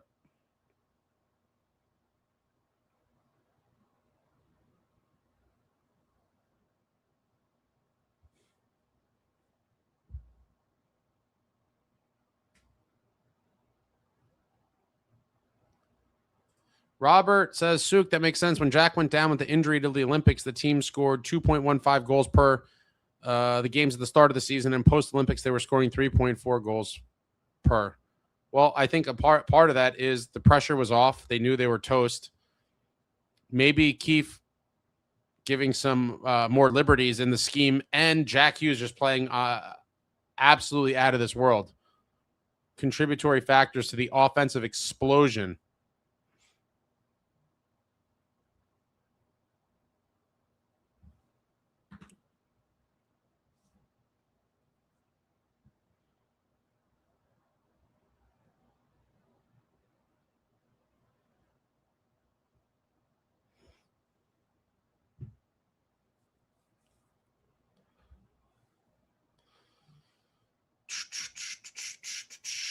JP says the last time the Habs won the Cup, Sidney Crosby was 5. The last time the Leafs won the Cup, Sidney Crosby's dad was 5. That's pretty funny. Jamie Zanino, that's great. Siegs had assists in 3 straight games to go along with his 5 cross-crease tappins allowed. Yeah, this is a monumental day. Wow, it's been 3 hours. I got some things to do.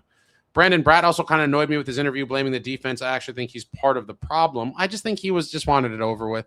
I don't look too much into those things. I think he was trying to kind of say the right things and not be, he took some responsibility and stuff, but a lot of those are just kind of, you get what you kind of expect.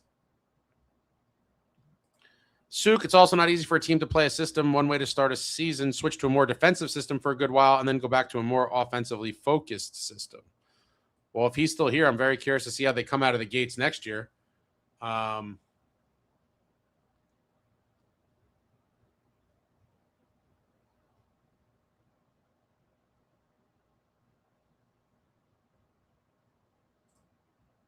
Anyone got anything else?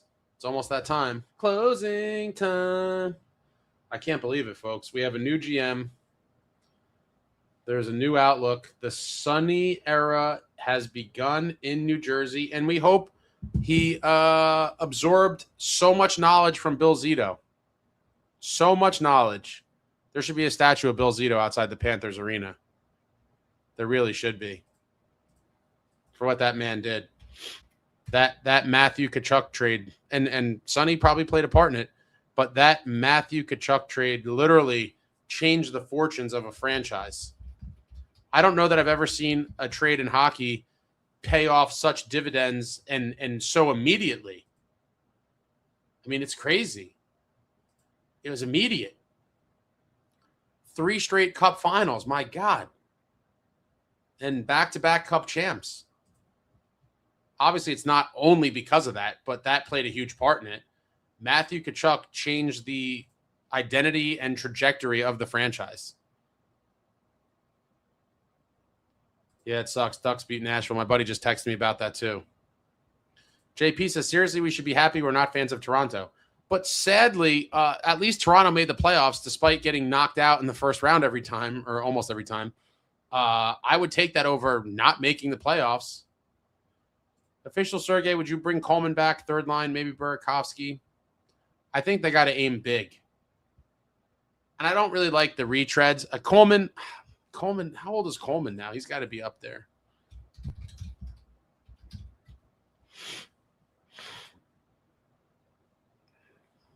$34.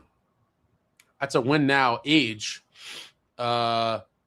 Damn, and he got 20 this year, and he got 20 and 15, 35 points in 68 games. I wouldn't be against it, but like every other person that gets, or every other name that gets thrown out there, I always say, can you get better? Jay Snow, are you going to do a playoff pick'em? Yeah, I'm doing another bracket challenge. There will be prizes on the line. Keep your eyes peeled for that. A video will be coming out at some point announcing that with the link and all that, so stay tuned for that. Brandon, I think Fitz handcuffed this team so bad Sonny will do his best, but I think people are having way too much expectations here. My expectation is he tries to make, or the expectation is that he makes moves to improve the team. I'm not expecting to be a Cup winner next year. That would be beautiful, but at least do something. We are tired of stagnation and nothing. The time to win is now. JP says, when was the last time Toronto won a Cup? 1967. Ryan H. Now it's Brady's turn to change the fate of our Devils. I would love to see it. I would love to see it. All right, folks. I'm running to the bathroom real quick. Throw out your last comments, thoughts, questions, suggestions. I like off-season suggestions. It's not to say I'm going to do them all, but I do enjoy them.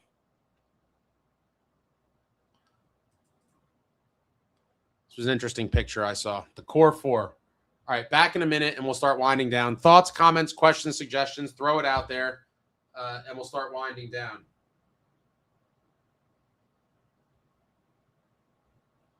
Be right back.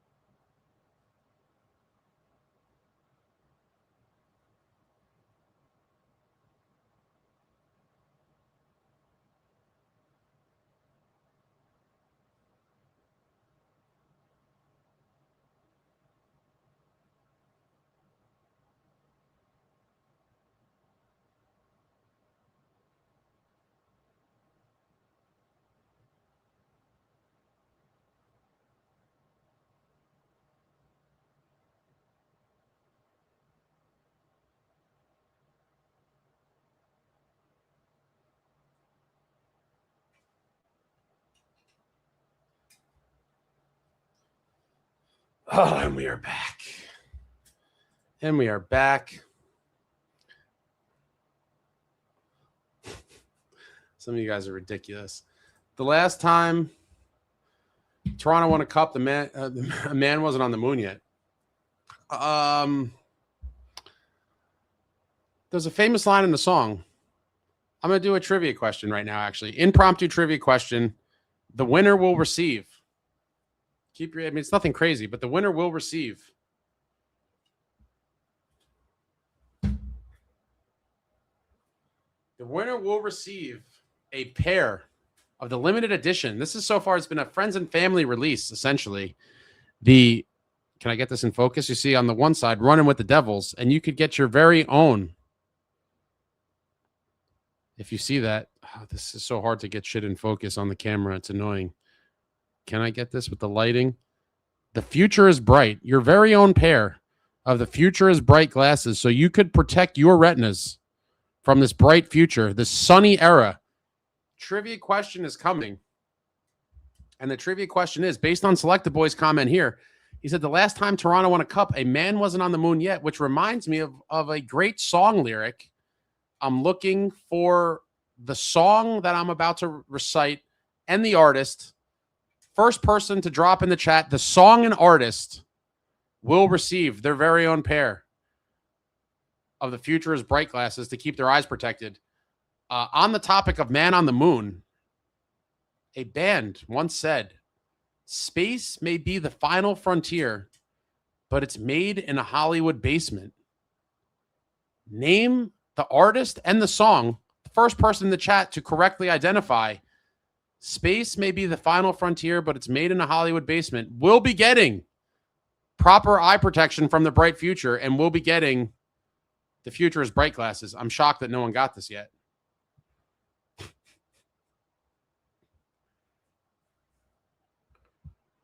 And the winner, Suk, who lives overseas. Damn you. Do you want these? Are you going to waste my time, Suk? Do you want the Future is Bright glasses, or am I going to go to the backup winner? Ooh, we got 3 more. Well, we got 2 more people with full correct answers. But Suk is the winner. Suk, are you claiming the prize? Oh, God. Suk is the winner. That is, in fact, Californication by Red Hot Chili Peppers. And he has won. Suk, email me your info, and I will get these out on Monday.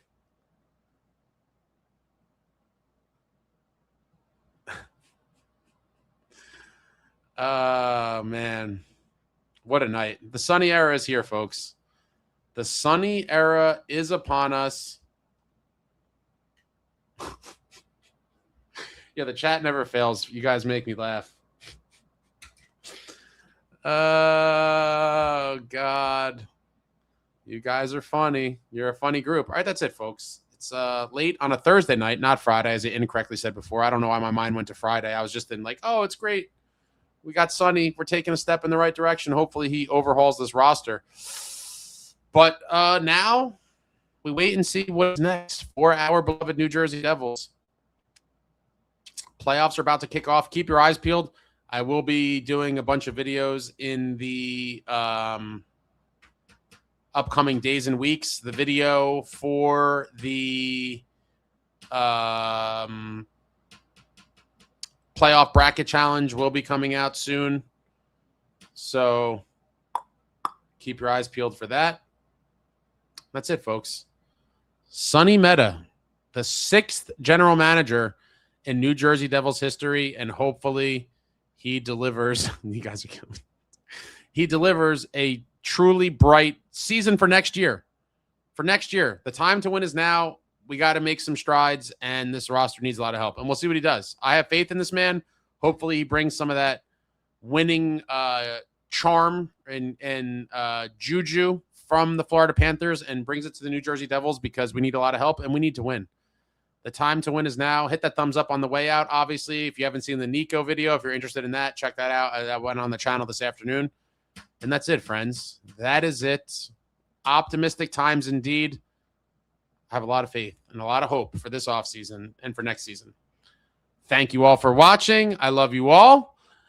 Like, comment, subscribe, and all that jazz. Until next time, friends, let's go.